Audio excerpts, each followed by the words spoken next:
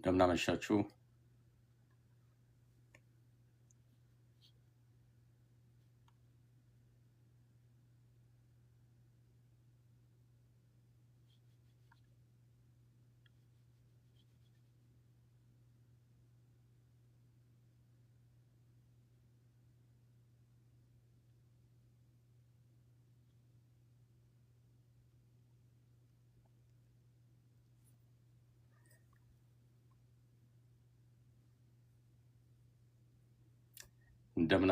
እንደምናመሻችሁ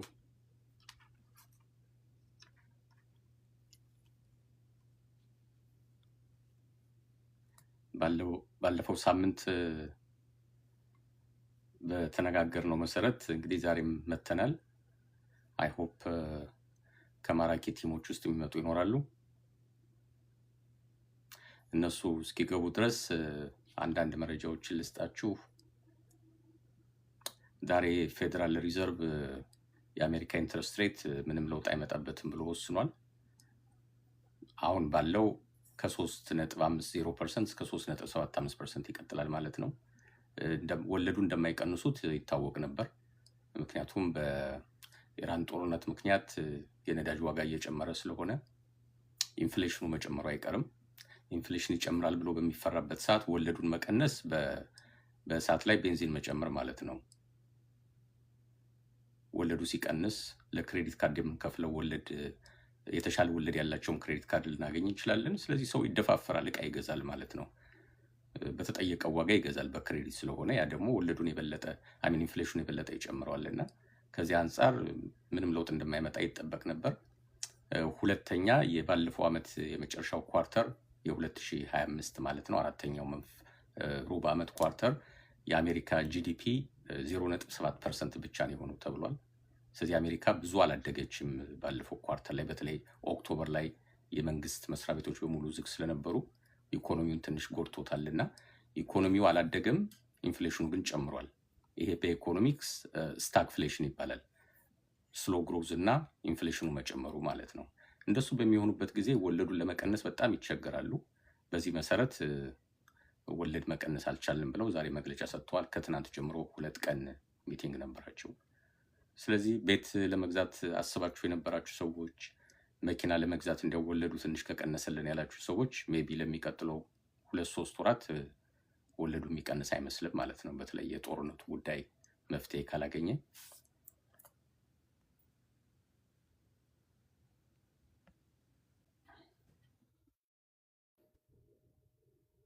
ሰላም እንዴት ነሽ? እንዴት ነህ አቶ አብነት? ሰላም ነው እግዚአብሔር ይመስገን። ድምፅሽ ቀነሰልበት? አሁንስ? ለእኔ ደህና ነው፣ ግን በጣም ያንቺ ድምፅ አይነት አይደለም። ያንቺ ሞቅ አድርገሽ ነው የምታወሪው። በሌላ ስልክ ልግባ? እሺ ይሄኛው ስልክ ነው። ኦኬ ልምጣ ተመልሼ።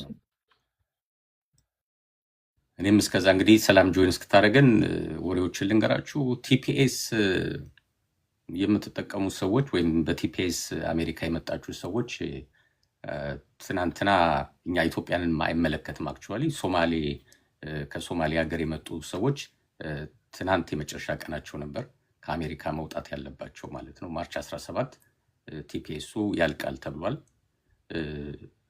ጃንዋሪ አካባቢ ነው የሆምላንድ ሴኩሪቲ ኃላፊዋ መግለጫ የሰጠችው። ያኔ ናኦሚ ነበር የሰጠችው። ማርች 17 ድረስ እንግዲህ ጓዟቸውን ሰብስቡ ብላቸው ነበር። አሁን ፍርድ ቤት ሄደው ትናንት አሳግደውታል። ስለዚህ ፍርድ ቤት ክርክር ይጠበቃቸዋል ማለት ነው። ፌዴራል መንግስት ዝም ብላችሁ ማባረር አትችሉም ተብሏል። ኢትዮጵያውያን በሚመለከት ለኢትዮጵያም የተፈቀደው ቲፒኤስ እንደምታውቁት ፌብሩዋሪ ላይ ተቃጥሏል። ነገር ግን የቦስተን ፍርድ ቤት አግዶታል። ስለዚህ ክርክር ላይ ያለ ጉዳይ ነው። ከ5,000 እስከ 6,000 የሚገመቱ ኢትዮጵያውያን በቲፒኤስ ነው ያሉት። ቴምፖራሪ ፕሮቴክሽን አላቸው። ከሀገር እንዲባረሩ አይደረግም። የስራ ፈቃድ ይሰጣቸውና ይቀጥላሉ። ፕሬዚዳንት ትራምፕ ግን ስልጣን ከያዙበት ጊዜ ጀምሮ ቲፒኤስ የሚባለውን ነገር መስማት አልፈለጉም። በጣም ብዙ ሰዎች ናቸው እንዲባረሩ የተወሰነባቸው። ማርች 31 2025 ነበር የፈረሙት። ወደ 1 ሚሊዮን የሚሆኑ ሰዎች ከአሜሪካ እንዲወጡ በቲፒኤስ የተፈቀደላቸው። 50,000 የሚሆኑት ሆንዱራስ ናቸው። 350 ሺህ የሚሆኑ የሄይቲ ሰዎች ናቸው። 600 ሺህ የሚሆኑ ቬኔዙዌላ አሉ። እንግዲህ ሶማሌም ኢትዮጵያም ከተለያየ ሀገርም በቲፒኤስ የተፈቀደላቸው አሜሪካን ለቃችሁ ውጡ ተብለው ነበር። ነገር ግን በየፍርድ ቤቱ እየሄዱ እያሳገዱት ነው። ስለዚህ ክርክሩ ገና ይቀጥላል ማለት ነው። ለምሳሌ አሁን የሄይቲ ኬዝ መጀመሪያ የተፈረደባቸው እንግዲህ 350 ሺህ የሚሆኑ የሄይቲ ሰዎች አገር በአስቸኳይ ልቀቁ የተባሉት ባለፈው ዓመት ነበር 2025። ቬኔዙዌላ እና ሄይቲ በእነሱ ነበር የጀመሩት። 6,000 ደግሞ ከሶሪያ የመጡ ስደተኞች ነበሩ። ሄደው አሳገዱት። ወዲያውኑ እንዳይባረሩ ተደረገ። ሱፕሪም ኮርት ኬዙ ደረሰ ማለት ነው። እንዲህ ሱፕሪም ኮርት በአሜሪካ ከፍተኛው እርከን ላይ ያለ የፍርድ ቤት ስርዓት ነው። ሱፕሪም ኮርት ኬዙን ተቀብሏል። አሁን ጉዳዩን በፍጥነት አየዋለሁ ብሏል። እንደ ሌሎች ኬዞች ዝም ብሎ ተራ ጠብቆ 6 ወር ምናምን ሳይሆን በፍጥነት አየዋለሁ ብሏል። ስለዚህ የሚቀጥለው ወር ኤፕሪል ላይ ኬዛችሁን አይላችኋለሁ ብሏል ሱፕሪም ኮርቱ እና በጁን በሰኔ አካባቢ የመጨረሻ ውሳኔ ወስንላችኋል። ይሄ በጥድፊያ የመወሰን ጉዳይ ማለት ነው። የኢትዮጵያውን ኬዝ በፌዴራል ዳኛ ቦስተን ነው ውድቅ የተደረገው ወይም የታገደው። ለጊዜው ነው።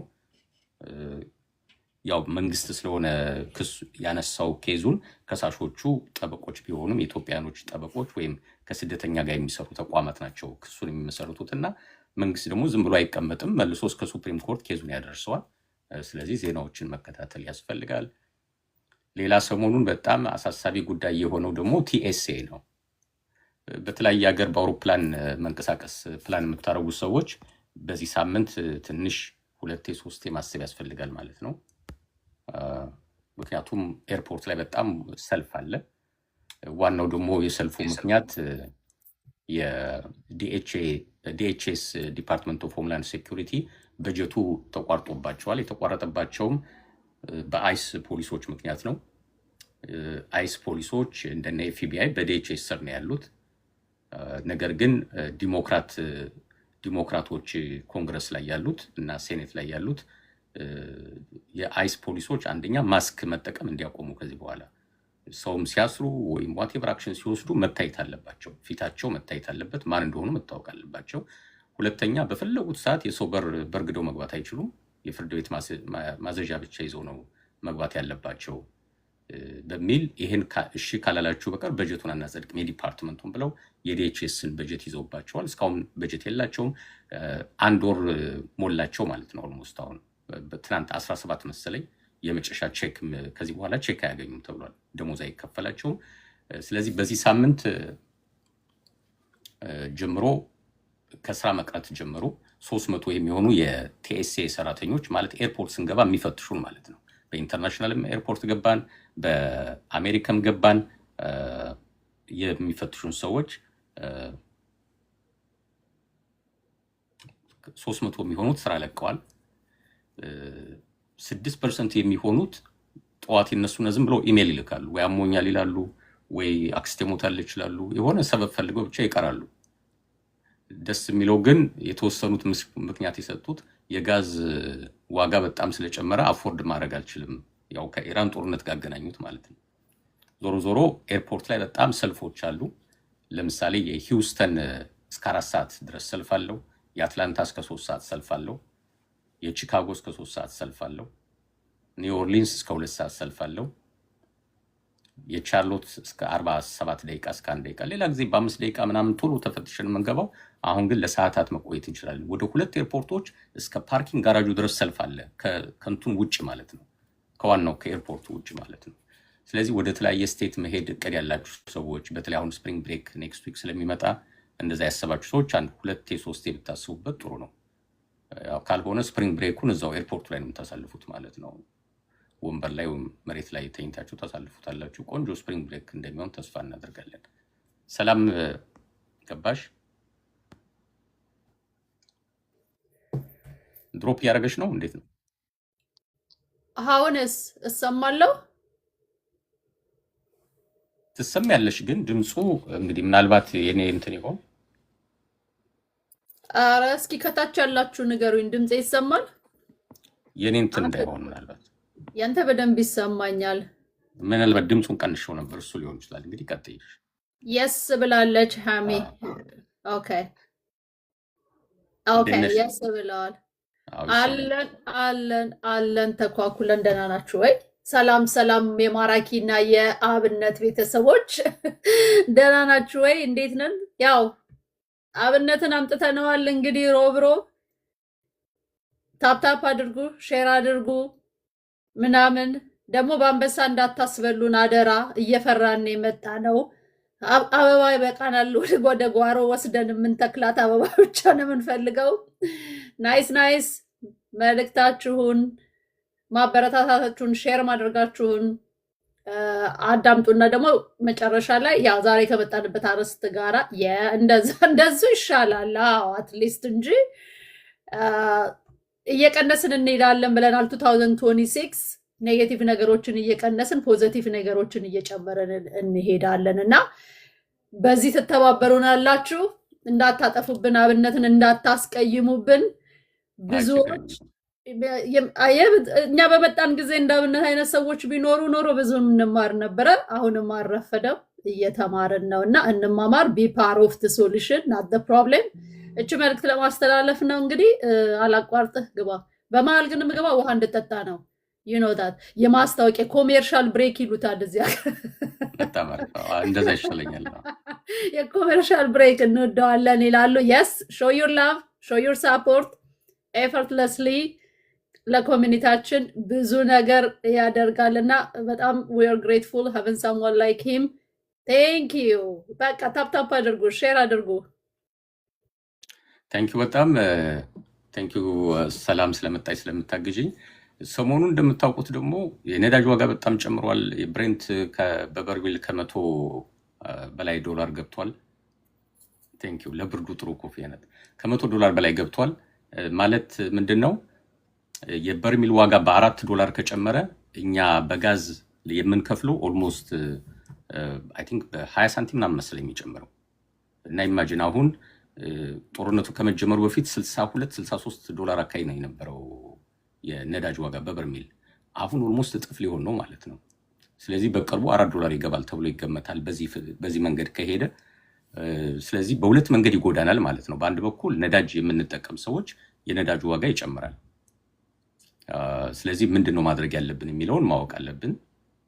ሁለተኛ የግሮሰሪ ዋጋዎች ይጨምራሉ። እያንዳንዱ ሪቴል ስቶር ወይም ግሮሰሪ በመኪና ነው እቃው የሚመጣለት፣ በጭነት መኪናዎች በትራክ ነው የሚመጣለት። የትራኩ ደግሞ ነዳጅ ነው የሚጠቀመው፣ በኦክሲጅን አይሄድም። ስለዚህ ዞሮ ዞሮ እኛ ላይ ነው የሚጭኑት ማለት ነው።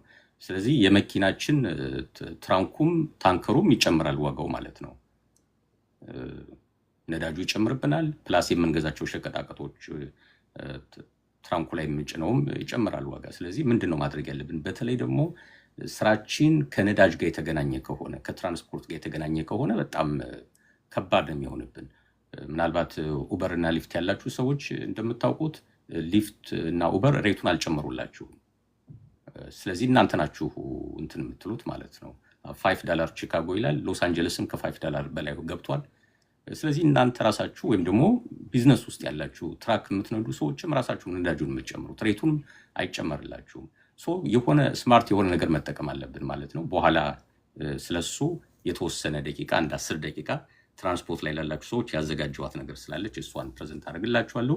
ግን marakisolution.com ላይ ብትገቡ ሆም ፔጁ ላይ ኒውስ ኤንድ አርቲክል የሚል አለ። እዛ ላይ ገብታችሁ የትራንስፖርቴሽን ስራ ላይ ያላችሁ ሰዎች ምንድነው ማድረግ የምትችሉት? ወደ 5 ስትራቴጂዎች አሉ።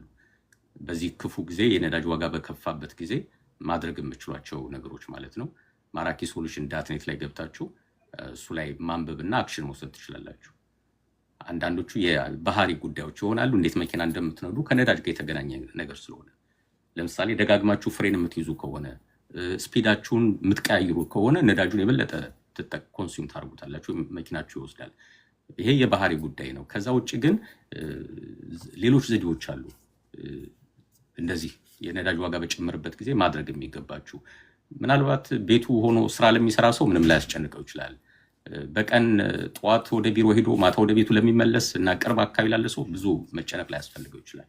ግን ስራችሁ ከትራንስፖርት እና ከነዳጅ ጋር የተገናኘ ሰዎች በጣም ሲሪየስ ነው። በእያንዳንዱ ማርጅን በደከማችሁባት ልክ ልታገኙት የምትችሉትን ገንዘብ አታገኙትም። ምናልባት ኡበር ሲከፍላችሁ ሴም ሬት ይሆናል የሚከፍላችሁ። ነገር ግን ኪሳችሁ ላይ የምትገባው ገንዘብ በጣም አነስተኛ የምትሆነው ማለት ነው። ይሄን በኋላ ተመልሼ አየዋለሁ። ያው የኢራንና የአሜሪካና እስራኤል ጦርነት እንደምታዩት ነው እንግዲህ በጣም ጨምሯል። ስትሬት ኦፍ ሆርሙዝ የሚባለው ነዳጁ ይሄ ከኩዌት ከምናምን በሙሉ የሚመጣው በዛ በኩል ነው የሚያልፈው። ኢራን ደግሞ አልለቅም ብላለች፣ መንገዱን አልከፍትም ብላለች። በዛ መንገድ ኢንሹራንስ ካምፓኒዎችም በዛ ላይ የሚያልፉት ታንከሮች ያው አቋርጠዋል ኢንሹራንሳቸውን። ኢንሹራንስ ከሌለ ደግሞ ታንከሮችም አይንቀሳቀሱ። ምክንያቱም አንድ ክብሪት ይበቃዋል ነዳጅ ጫኝ መርከብ ለማቃጠል ማለት ነው። በዛ መሰረት ዓለም በሙሉ ነው የተረበሸው፣ አፍሪካም ኢትዮጵያም ጭምር። የነዳጅ ዋጋ በጣም ጨምሮባቸዋል። አሜሪካ የራሷ ነዳጅ እንኳን እያላት፣ ካናዳ የራሳቸው ነዳጅ እንኳን እያላቸው ያው ኢንተርናሽናል ማርኬት ስለሆነ ዞሮ ዞሮ ጨምሮባቸዋል። ዲቴሉን ስለ ጦርነቱ ብዙ ማውራት አልፈልግም፣ የኛም አጀንዳችን ስላልሆነ ነው።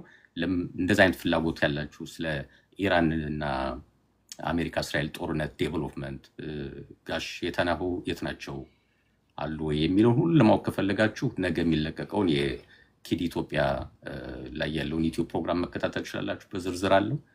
ለሁሉም እንግዲህ እንደዚህ እያለን እንጀምራለን። ሰላም፣ እንዴት ነሽ? በአንቺ በኩል ህይወት እንዴት ነው? ስራ እንዴት ነው? በእኔ በኩል ህይወት እንደነበረች ነች። እንደ እሁድ ዕለት ካወራን በኋላ ምንም ከእሁድ በኋላ ምንም ነገር የለም። እግዚአብሔር ይመስገን። it was my birthday. I'm grateful for another year, another chance, another day. አንድ አመት እድሜ መጨመር ቀላል ነገር አይደለም በአሁን ጊዜና I'm very grateful። ልጆቼ ምሳ ጋበዙኝ። ለቲፕ አዋጥቻለሁ፣ ግን ቢሆንም ዋናውን ሚለ እነሱን የከፈሉትና I was grateful. I guess as we get older በትንሽ ነገር grateful መሆን እንጀምራለን መሰለኝ። የነገሮች ቫልዩ እየተቀየሩ ይሄዳሉ መሰለኝ እና እንደ ድሮ በቃ ብዙ አጠብቅም። I'm expecting more for thank you more from me እና thank you ደስ ብሎኛል። በጣም በጣም በጣም ልብ የሚነካ ደብዳቤ ነው የጻፈልኝ ልጄ።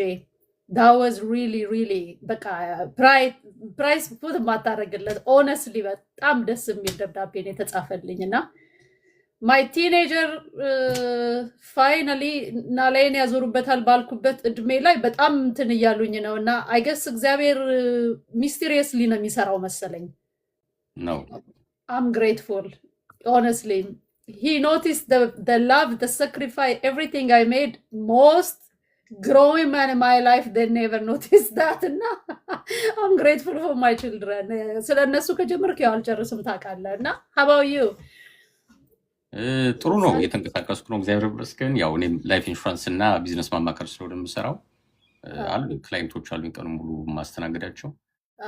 የተንቀሳቀስኩ ነው፣ እግዚአብሔር የተመሰገነ ይሁን። የካሊፎርኒያ ጉዞህን እያየሁኝ ነበር እና በጣም በኪዲም ላይ ያው አያመልጠኝም፣ ሁሌ ሰማዋለሁኝ እና it was really interesting የሆነ ነገር ነው ያካፈልከውም። ፎቶንም እንዳየሁት ትንሽ ትነግረናለህ ስለሱ? አዎ፣ ምንድነው እዛ የፋይናንስ ትምህርት ነው የነበረን። ቅዳሜ ቀን የፋይናንስ ከተለያዩ ስቴቶች የሄድን ሰዎች የተለያየ ቶፒክ ሸር አድርገን ነው ፕሬዘንት ያደረግነው። በእኔ በኩል ስለ ክሬዲት ሲስተም ስለ አሜሪካ እና ከዕዳ ነፃ ስለመውጣት ነው። መከራይናቸው ስለሆነ ነፃ ያወጣሁት እኔ እንደሚሽኑ ወስጄዋለሁ። ሰው ክሬዲት ካርድ መጠቀም አለበት፣ ሲጠቀም ግን በአግባቡ ነው መጠቀም ያለበት የሚለውን ነው ማስተምረው። እና ሀመረ እንዴት ነሽ? ጥሩ ጊዜ ነበር። ብዙ ሰው እንደተማረ ተስፋ አደርጋለሁ። ሎስ አንጀለስ ደግሞ ሰው የሚገርም ባህሪ ነው ያለው። አይ ቲንክ አየሩ መሰለኝ ሙቀቱ በጣም ጥሩ ነው። የኢትዮጵያ አይነት ኢንቫይሮንመንት ስለሆነ ያለው የአየሩ ሙቀት ሰውም በጣም ጥሩ ነው ማለት ብርድ ኮስተር ያደረጉ አይነት ሰው አይደለም የምታገኘው። በጣም ለሰው የሚቀራረቡ ሰላምተኞች ጥሩ ሰዎች ናቸው። እዚህ አንዳንዴ ሰው ሰላም ብለሽ እኮ ዝም ብለው ዘግቶሽ ይሄዳል። ሰላም እያልሻቸው ሰዎች ሚና ያስደርጋቸው ማለት ነው። ወይዘር ጥሩ ነው እኮ አንዳንዴ። አሁን ይሄ ናዝሬት የድሬዳዋ ሰዎች እንደዛ ናቸው እኮ። ሙቀቱ ራሱ ፈታ ያደርጋቸዋል ብዬ አምናለሁ። እዚህ በብርዱና በጠቢጠ እየጠበሰን ምን የምንሆነው ሰላም ነው ስትላቸው ምን ሰላም አለ ብለን በረዶ ምናምን የሚሉት ማለት ነው። makes sense ኤኒዌይ ጥሩ ጊዜ ነበር። እዛ ደግሞ ወይዘሮ ትዕግስት ፈረደ ጋር ነበር ራት የተጋበዝነው። እዛ ለኢትዮጵያ ገዳም ለሚሰራ $1 ሚሊዮን ኮንትሪቢዩት ያደረገች ማለት ናት። የራሷ ቢዝነስ ትልቅ ቢዝነስ አላት። በበጎ አድራጎት ደግሞ በጣም ብዙ ሰው ታግዛለች። በዛው ልክ ትንሽ አንዳንድ ኮሚኒቲ ግን ከኢትዮጵያ እንኳን የውሸት ቪዲዮ እየላኩ ገንዘብ የሚቀበሏት ሰዎች አሉ። በጣም የምታዝንበት ማለት ነው። I don't know who is that ግን እንትኑን ሰምቻለሁ ዶኔሽኑን ምናምኑን አይ ሰው ቤቱም ስትቀበላችሁ ቪዲዮን አይቻለሁ። that is a wonderful thing በጣም ጠንካራ ሰው ናት በእውነት። እንደዚህ አይነት ሰው ሲበዛልን ጥሩ ነው። በዛው ልክ ደግሞ በግራም በቀኝም ደግሞ በውሸትም በምንም ትንሽ የምትወስጅባቸው ከሆነ በጣም እንትን ያደርጋሉ፣ ይከፋቸዋል። ጥሩ ማድረግ የሚፈልግን ሰው ጥሩ አድርጎ መንከባከብ ማክበር ይገባል ብዬ ነው የማምነው። ኤኒዌይ ለእኔም ጥሩ ነበር። እንግዲህ ዛሬ ስለ ቢዝነስ እና ፋይናንስ ነው እና የምናወራው። አሁን አንቺ ስለመጣሽ በአንድ ቶፒክ ጉዳይ እስኪ የተወሰነ ነገር እናውራና እኛም ስለምንሰራቸው ስራዎች እናወራለን። ወደ ላይ መምጣት ለሚፈልጉ ሰዎች አንቺ የምትፈቅጅላቸው ይመጣሉ። መጀመሪያ ግን በምን ጉዳይ ላይ ማውራት እንደሚፈልጉ ኮሜንት ይጽፋሉ። ወይ መጠየቅ ከፈለጉ ወይ መናገር ኤክስፒሪየንሳቸውን ሼር ማድረግ ከፈለጉ የምንቀበላቸው ከስር መጀመሪያ ኮሜንታቸውን ጽፈውልን አንብበሽው ከኛ ቶፒክ ጋር መሄድ ከሆነ እንቀበላቸዋለን ማለት ነው። ፐርፌክት። በመጣህበት አላማ ላይ እናወራለን። ያው ላይፍ ኢንሹራንስ ዋናው አጀንዳችን ስለሆነ ከስርም ጥያቄ እየተጠየቀ ነው። ዛሬ ዲስከስ ካደረግነው በኋላ ጠቃሚ ጥያቄ ካላቸው እናመጣቸዋለን። ከዛ በኋላ ደግሞ ያልነውን ከሰማችሁ በኋላ ዲኤም በመታደርጉኝ አብነትም ባዮ ላይ አለ ኢንፎርሜሽኑ። በመሀል እንዴት ኮንታክት እንደምታደርጉን እንናገራለን። ጎሄድ አብነት ለአንተ ልልቀቅ። ጥያቄ ያላችሁ ሰዎች ወይም ኮሜንት መስጠት የምትፈልጉት ጉዳይ ሰዎች መጀመሪያ ጥያቄያችሁን ጻፉት። አንዳንዴ እኛ አጀንዳ ይዘን መጣና በሆነ ጉዳይ ላይ እንመካከር ብለው ሰዎች ይመጡና እንዳለ አጀንዳችን ይወስዱብናል። እንደሱ ማድረግ ስለማንፈልግ በምን ጉዳይ ላይ መጠየቅ ወይም የራሳችሁን ኤክስፒሪየንስ ራሱ አሁን ስለ ቢዝነስ ነው አንዱ የምናወራው። ቢዝነሳችሁን ሼር ማድረግ የምትፈልጉ ከሆነ ባጭሩ ጻፉልን። በዚህ ጉዳይ ላይ ልምድ ስላለኝ ሼር ማድረግ እፈልጋለሁ በሉ። ከወጣችሁ በኋላ ደግሞ በዛ ቶፒክ ላይ ብቻ ትኩረት ታደርጋላችሁ ማለት ነው። አጀንዳችን እንዳይወስድብን ማለት ነው። ዛሬ እስቲ ስለ አንድ ሰው ትንሽ ላውራ። አሜሪካ ውስጥ ካሉት ሀብታሞች አበሻ ኢትዮጵያውያን ሀብታሞች ቁጥር አንዱ ማለት ነው። ይሄ ሰው አባቱ በጣም ይታወቃል። ኢዮብ ማሞካቻ ይባላል። የማሞካቻ ልጅ ነው። በአሁኑ ሰዓት $800 ሚሊዮን የሚገመት ሀብት አለው። ዋሽንግተን ዲሲ እና ኖርዝ ቨርጂኒያ ካሉት ጋዝ ስቴሽኖች አብዛኛው እሱ ናቸው። በተለይ ወደ 40% የሚሆኑ የዋሽንግተን ዲሲ ጋዝ ስቴሽኖች እሱ ናቸው። ወደ 71 ወይም ከ70 በላይ የኒውዮርክ ጋዝ ስቴሽኖች እሱ ናቸው። በልጅነቱ ነው የመጣው ወደ አሜሪካ። በ13 ዓመቱ ነው የመጣው። ወደ ሳውዝ ዳኮታ ኖርዝ ዳኮታ አካባቢ ነበር አባቱ።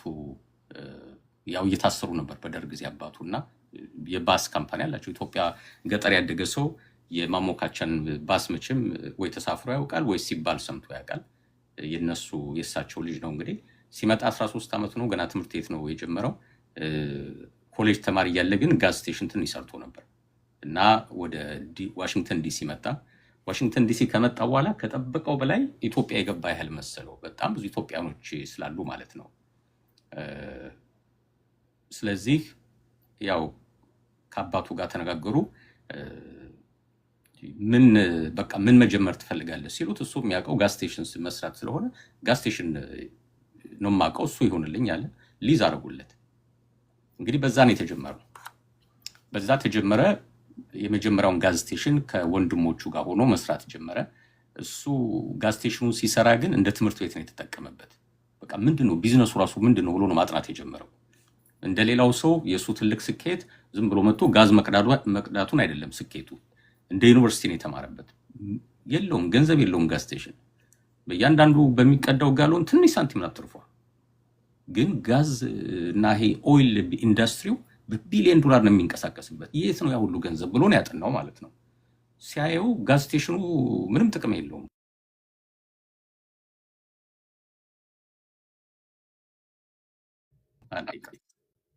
That's fine. እና ጋዝ ስቴሽኑ ምንም ጥቅም የለውም። ስለዚህ ሌላ እንትን ወሰነ ማለት ነው። ይቅርታ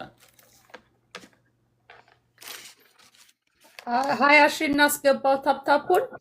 ጥያቄያችሁን ደግሞ ከቴን ድረስ ስለምናቆይ በመሀል እንቀበላችኋለን።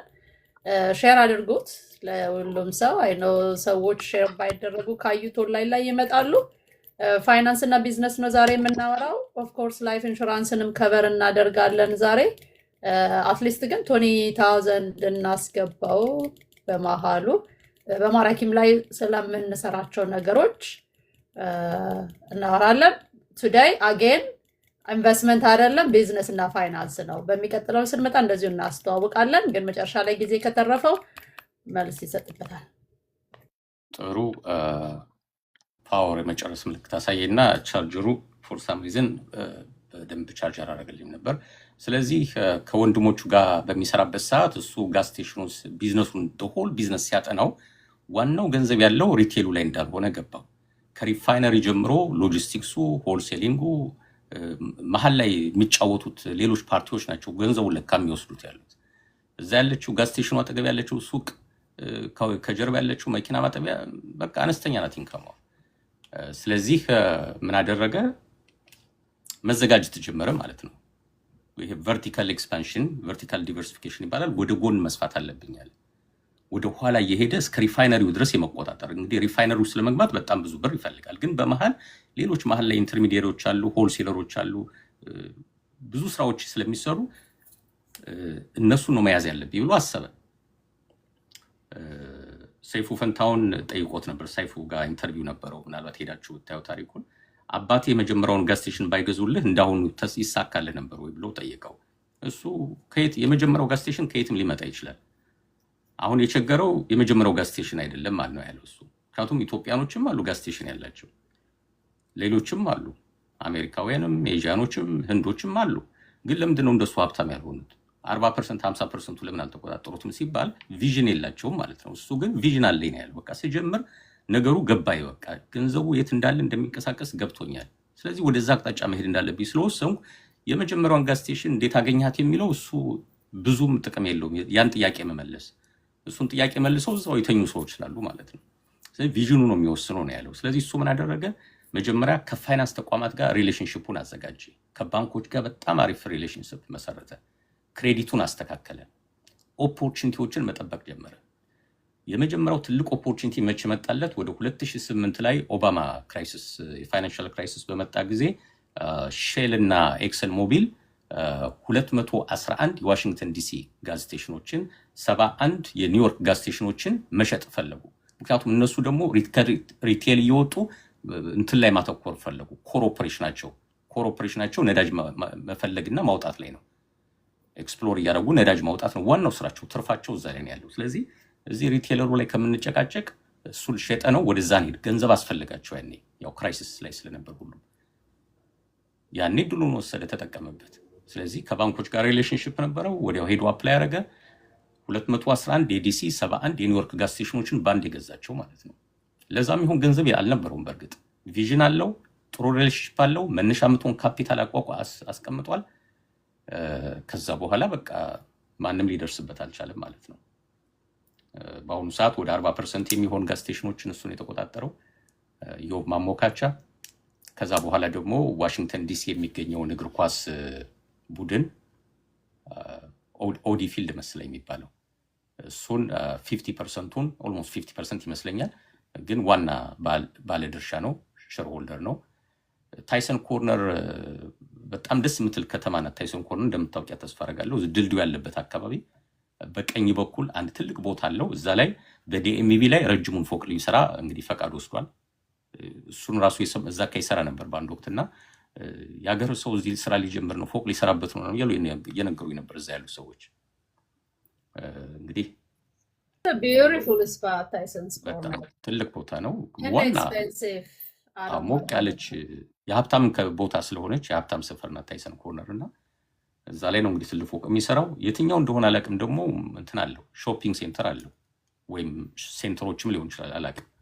እሱ ብዙ ጊዜ መግለጫ አይሰጥም ወይ ኢንተርቪው አያደርግም። እንደዚህ ነው እዚህ ያለኝ ብሎ አይናገርም። እና ዋናው ግን ምንድን ነው እሱ ወደዚህ ትልቅ ስኬት ሲገባ ከሌላው ኢትዮጵያዊ የተለየ ትምህርት ተምሮ አይደለም። ወይም እግዚአብሔር በተለየ መንገድ መርቆት ምናምን አይደለም። እሱም እንደዛ ነው አላለም። ወይም አባቱ ሀብታም ስለሆኑ አይደለም። የመጀመሪያውን ጋዝ ስቴሽን አግዘውታል። እሱን በብድርም በምን የሚያገኙ እኮ ብዙ ሰዎች አሉ። አሁን እሱ ከሌሎች ከኛ የሚለየው ምንድነው? መጀመሪያ ቪዥን አለው። ምን የት መድረስ እንደሚፈልግ ያውቀዋል። የሰው ልጅ ትልቁ ፖቴንሻል ያለው አይምሮ ላይ ነው። ስለዚህ አይምሮ ላይ መጫወት ፈልጓል ማለት ነው። ከትንሽ ነገር ነው መጀመር ያለበት። ያቺ የጀመራት ነገር ከሚያውቃት ነገር ጀመረ። የሚያውቃት ምንድነው? ጋዝ መቅዳት፣ ጋዝ ስቴሽን መስራት። ስለዚህ ከሚያውቃት ነገር ተነሳ። ኮምፎርታብል ስለሆነ በማያውቀው ጉዳይ ላይ አባቱን ማስቸገር አልፈለገም። ስለዚህ በሚያውቀው ነገር ጀመረ። ሲጀምር ግን እዛው ላይ አይደለም የቀረው፣ ማጥናት ያዘ። የጀመርናትን ስራ ሁሌ ትኩረት አድርገን ማጥናት አለብን ማለት ነው።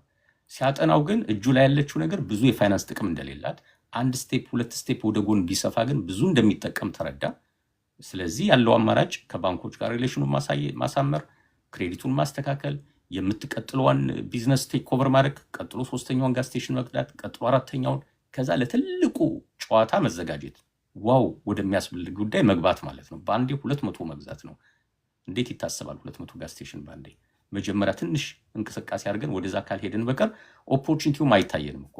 ያ ማስታወቂያ ሲወጣ ዜና ላይ ሰምተነው ሊሆን ይችላል እኮ።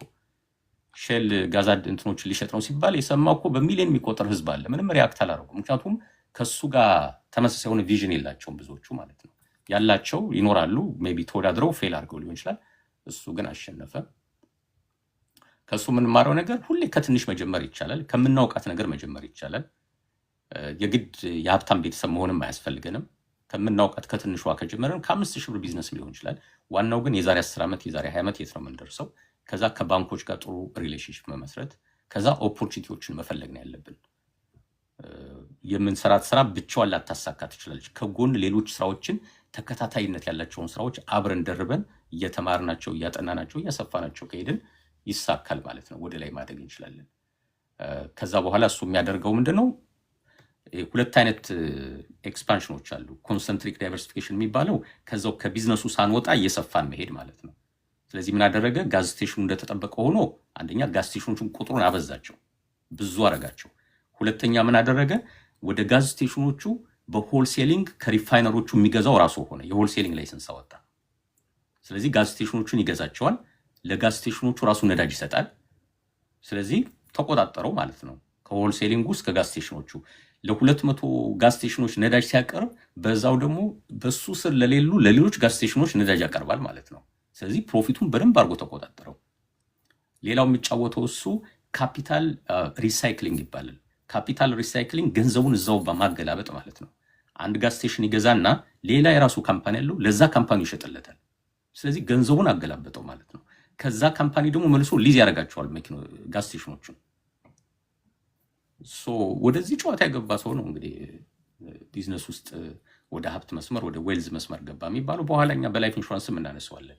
ሰዎች ካሽ ቫሉ ያለው ላይፍ ኢንሹራንስ ተጠቅመው እንዴት ገንዘብ ማገላበጥ እንደሚችሉ፣ ያው ሀብታም እዛ ስለሆነ ገንዘብ የሚያስቀምጠው ማለት ነው። ስለዚህ በዛ መንገድ እንደዛ አደረገ። ልክ ይሄ ሲሳካለት ደግሞ ወደ ኮንግሎመሬት ዳይቨርሲፊኬሽን የሚባለው ገባ ማለት ነው።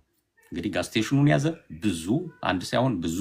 ከዛ ወደ ጋዝ ስቴሽኖቹ ነዳጅ ማጓጓዙን ሆልሴሊንጉን ተቆጣጠረው። ከዛ ደግሞ ወጣና እግር ኳስ ስፖርት ውስጥ ገባ። ስፖርት ውስጥ መግባቱ ምንድነው አድቫንቴጁ? ስፖርቱን ለማየት የሚመጡ ባለስልጣናት፣ ሀብታሞች ሲመጡ የክቡር ትሪቢዩን ላይ ነው የሚቀመጡት። ሌላ ጊዜ እሱን ለማናገር ጊዜ የሌላቸው ሰዎች አሁን እሱ የክለቡ ባለቤት ነው፣ ግማሽ ባለቤት ነው። ስለዚህ አጠገባቸው ቁጭ ብሎ እንደ ልቡ ማውራት ይችላል ማለት ነው። ኮኔክሽኑን እናሰፋለት፣ ኦፖርቹኒቲውን ያሰፋለታል ማለት ነው። ስፖርት በእርግጥ ይወዳል ከሰይፉ ፋንታውን ላይ እንደሰማሁት።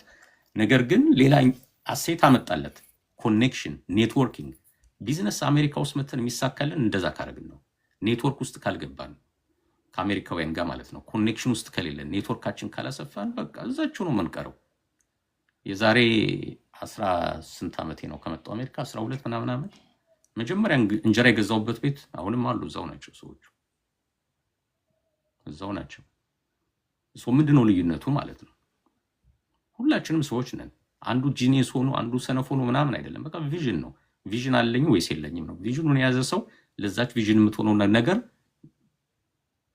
አይኑም ይከፈታል፣ ጆሮም ይከፈታል። ተመሳሳይ ነገር ሲሰማ ኮንሽስ ይሆናል። እንዴ እቺ ነገር ማን የምፈልጋት አይደለም እንዴ ብሎ ወዲያውኑ አክት ያደርጋል። ቪዥኑ የሌለው ሰው እጁ ላይ ባለው ነገር ረክቶ የተቀመጠ ሰው ግን ምንም ነገር አያይም፣ እዛው ላይ ይቀራል። ጥሩ ነው። እሷን ብትሆን ከምንም ትሻላለች፣ ከመቀጠር ራሱ ይሻላል እውነቱን ለመናገር። ግን ማደግ የሚገባንን ያህል ሳናድግ ወደ ጥሮታ ዘመናችን ደርሳለን ማለት ነው። እሱ ከዛ ወጣ። አሁን የጋዙን ጨዋታ ጨረሰው። አይ ቲንክ ሎርተን አካባቢ መሰለኝ በጣም ትልቅ እንትን አለው፣ ነዳጅ ማከማቻ ዴፖ አለው። ከራሱ አልፎ ለሌሎች ሁሉ ጋዝ የሚያድለው እሱ ነው። ከዛ ወጣና ወደ ስፖርት ገባ። ከዛ ወጣና ወደ ሪል ስቴት ገባ። ሌክዠሪ አፓርትመንቶችን፣ ሌክዠሪ ቤቶችን ወደ መስራት ገባ ማለት ነው። ኢንክሉዲንግ ታይሰን ኮርነር፣ ታይሰን ቪው ነው መሰለኝ የሚባለው። ወደ መስራት ገባና በማራኪ ሶሉሽን የጀመርናት እችን ነው። ማራኪ ሶሉሽን ብለን ስንጀምር የኛ የስደተኞቹን ታሪክ እንድታዘብኩት ወደ 10 ዓመት ብድር ክፍል ውስጥ ስለሰራው ሰዎች መጥተው ሲሳካላቸው ሳይ ሌሎችን የተሳካላቸው ሰዎች ስረዳ እንዴት ነው የተሳካላቸው ሲባል መጀመሪያ ማንኛውም ስደተኛ ወርክ በምትባል ነገር ነው የሚጀምረው። በቃ ለገንዘብ የምትገኝ ስራ ውስጥ እንገባለን። ጋዝ ስቴሽን ሊሆን ይችላል፣ ሹፍርና ሊሆን ይችላል፣ ዌርሃውሲንግ ውስጥ መስራት ሊሆን ይችላል። ዋቴቨር የተወሰነ በሰዓት የተወሰነ ብር ይከፈልናል። ኢዮብ ማሞካቻም እንደዛ ነው የጀመረው። እሱ ምንም ኃጢአት የለው። ሰርቫይቫል ነው የመጀመሪያው ፌዝ፣ ሰርቫይቫል እናደርግ ነው። ግን እዛ ላይ ደግሞ መቆም የለብንም። የሚቀጥለው ፌዝ ምንድነው? ሰርቫይቭ ያደረግንበትን ነገር መማር አለብን። ይሄ ስራ እንዴት ነው እየተሰራ ያለው? ማልመጥ የለብንም ማለት ነው። ከጆብ ዲስክሪፕሽናችን ውጭ መውጣት አለብን። እኔ የተቀጠርኩት ካሽር ለመሆን ነው ብዬ ካሽ ብቻ ነው መቀበለው። ዌርሃውስ ገባና እቃ አዘጋጅ ሲባል እኔ ለሱ አልተቀጠርኩም የሚል ሰው ከሆነ አልገባውም ማለት ነው። እዛው ነው የሚቀረው፣ ካሽር ሆኖ የሚቀረው ማለት ነው። ገብቶ ዌርሃውሱን ማየት፣ ከዛ ደግሞ ከማኔጀሮቹ ጋር ጥሩ ሰው ግንኙነት መመስረት፣ ከዛ ለማኔጀሮቹ ምን ላግዛችሁ ማለት። እነሱም እኮ ሰዎች ናቸው፣ ሰነፎች እኮ ናቸው። ሰው በባህሪው ይሰንፋል።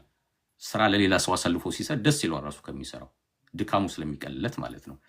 ማኔጀሮቹ እንደዛ ጎበዝ መሆናችን ካወቁ፣ ለመስራት ፈቃደኛ መሆናችን ካወቁ እና ግባና ይሄን ስራ ግቢና ይሄን ስሪ ማለት ይጀምራሉ። ነይን ግቢና ኦርደር ማድረግ ጀምር ይላሉ። ስለዚህ ስለ ኦርደር ፕሮሰሲንግ ተማርን፣ ስለ ኢንቨንተሪ ተማርን፣ ስለ ዌርሃውሲንግ ተማርን። በቃ ዩኒቨርሲቲ ያደረግ ነው ማለት ነው የስራ ቦታችን። 1-2 ዓመት እንደዛ ከሰራን በቂ እውቀት አገኘን። አሁን ስለማምለጥ ነው ማሰብ ያለብን። ከዛ በኋላ የራሳችን ይዘን ስለማምለጥ ማሰብ አለብን። እሱ እንደዛ ነው ቴክኒካል ያደረገው። ስለዚህ በማራኪ ሜትድ ያሰብናት ምንድነው? ሁሉም ሰው ከወርክ ነው የሚጀምረው፣ ግን እዛ ላይ መቅረት የለብንም። በመሰላል ወደ ላይ መውጣት አለብን። የምትቀጥለው መሰላል ኬሪየር የምትባላት። በአጋጣሚ ኢዮብ ማሞካቻ ወደ ኬሪየር አልገባም። ዲግሪ ምናምን የለውም ሳይሆን ከጋዝ ጋር የተገናኘ ኬሪየር ውስጥ አልገባም። ለምሳሌ ፓርኪንግ ላይ ከሰራ በኋላ እንደው የጋዝ ነገር በጣም ገርሞት ማለት ነው። እንዴት እንደዚህ አይነት ጥቁር ነገር እሳት ሊያነሳ ይችላል? ኬሚስትሪ መማር አለብኝ ብሎ ቢፈልግ የኬሚስትሪ ፕሮፌሰር መሆን ይችል ነበር። እሱ ወደ ኬሪየር ያስገባዋል። የኬሚስትሪ ኢንጂነር ሆኖ ጋዝ ዋናዎቹ ሪፋይነሪዎቹ ጋር በ100-200 ሺህ ደሞዝ መቀጠር ይችላል እኮ።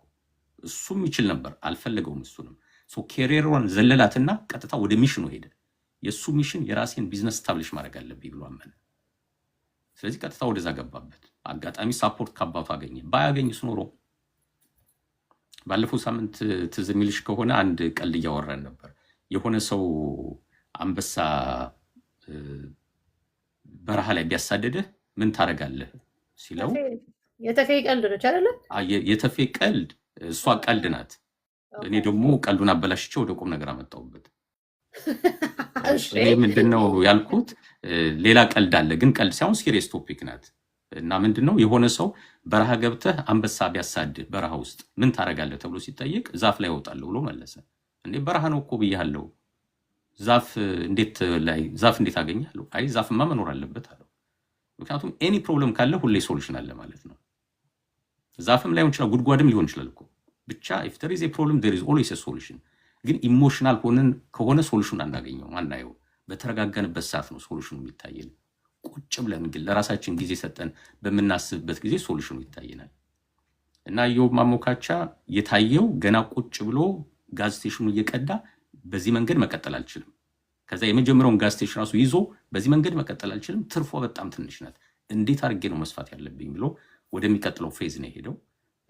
ስለዚህ አባቱ ሰጡት ገንዘብ፣ ጥሩ ባይሰጡትም ዛፍ አለ፣ ሁሌ ዛፍ መኖር አለበት፣ ሶሉሽን ሁሌ መኖር አለበት። ከባንክ ተበድሮ ምናምን ያገኛታል። እንዲያው ዝርዝሩን ከፈለጋችሁ ኪድ ኢትዮጵያ ላይ እንደውም ፕሮግራም ማየት ትችላላችሁ። ከዛ በኋላ አሁን አድጎ ወደ ሚሽኑ ገብቶ የራሱን ቢዝነስ ከፍቶ ከዛ ወደ ቨርቲካል ኤክስፓንሽን ኮንሰንትሪክ ኮንግሎመሬት ወደሚለው ሄዶ አሜሪካ ካሉት ኢትዮጵያን ሀብታሞች ቁጥር 1 ለመሆን በቅቷል ማለት ነው። አይ ቲንክ ከሱ ታሪክ ራሱ ብዙ መማር እንችላለን፣ ስትራቴጂዎቹን መማር እንችላለን። ለሁሉም የማራኪ ሶሉሽን ብለን የከፈትናት ካምፓኒ ሰዎች እንዴት ከወርክ ወደ ኬሪየር ከኬሪየር ወደ ሚሽን ማደግ ይችላሉ የሚለውን ለማስተማርም ለማገዝም ጭምር ነው። ሰዎችን አይዲያ ለመስጠት ቢዝነስ ላይሰንስ ለማውጣት እና ይህን ስትራቴጂ ሼር እያደረግን ሰዎች ደግሞ ባላቸው አይዲያ ልክ ነገሩ እንዴት ማስፋት እንደሚችሉ ጋይድ ለማድረግ ነውና ይህን ካልኩ ወደ አንቺ ልምራውና ያንቺ ቢዝነስ እስቲ ባጭሩ ነገሬንና በግልሽ ምሰሪውን ተቀጥረሽ ከምሰሪው አንድ ላይ ብትነግሪኝ ጥሩ ነው። ተቀጥረሽ ምሰሪውን እሱን ለመስራት የተማርሽው ትምህርት ምንድነው? ከዛ እንዴት ወደ ቢዝነስ ቀየርሽው? መልካም ትኩስ ድንች ወደ እኔ ተወርውሯል። አሁን ውሃ መጠጫ ብሬክ። ኦልራይት ያው እንግዲህ የተማርኩትም የምሰራውም ሄልዝ ኬር ላይ ነው። ሄልዝ ኬር ላይ ደግሞ ፔሸንት ፋይናንስ ስፔሻሊስት ነው። አይ ወንት ኮሌጅ ለዛ ሜዲካል ቢሊንግ እና ኮዲንግ ነው። ሄልዝ ኢንፎርሜሽን ማኔጅመንት ይባላል። ለሚፈልጉ ሰዎች አለ ኦንላይን ላይ ብትገቡ ግን የሄድኩበት መንገድ ላይ በረጅሙ ነው የሄድኩት እኔ።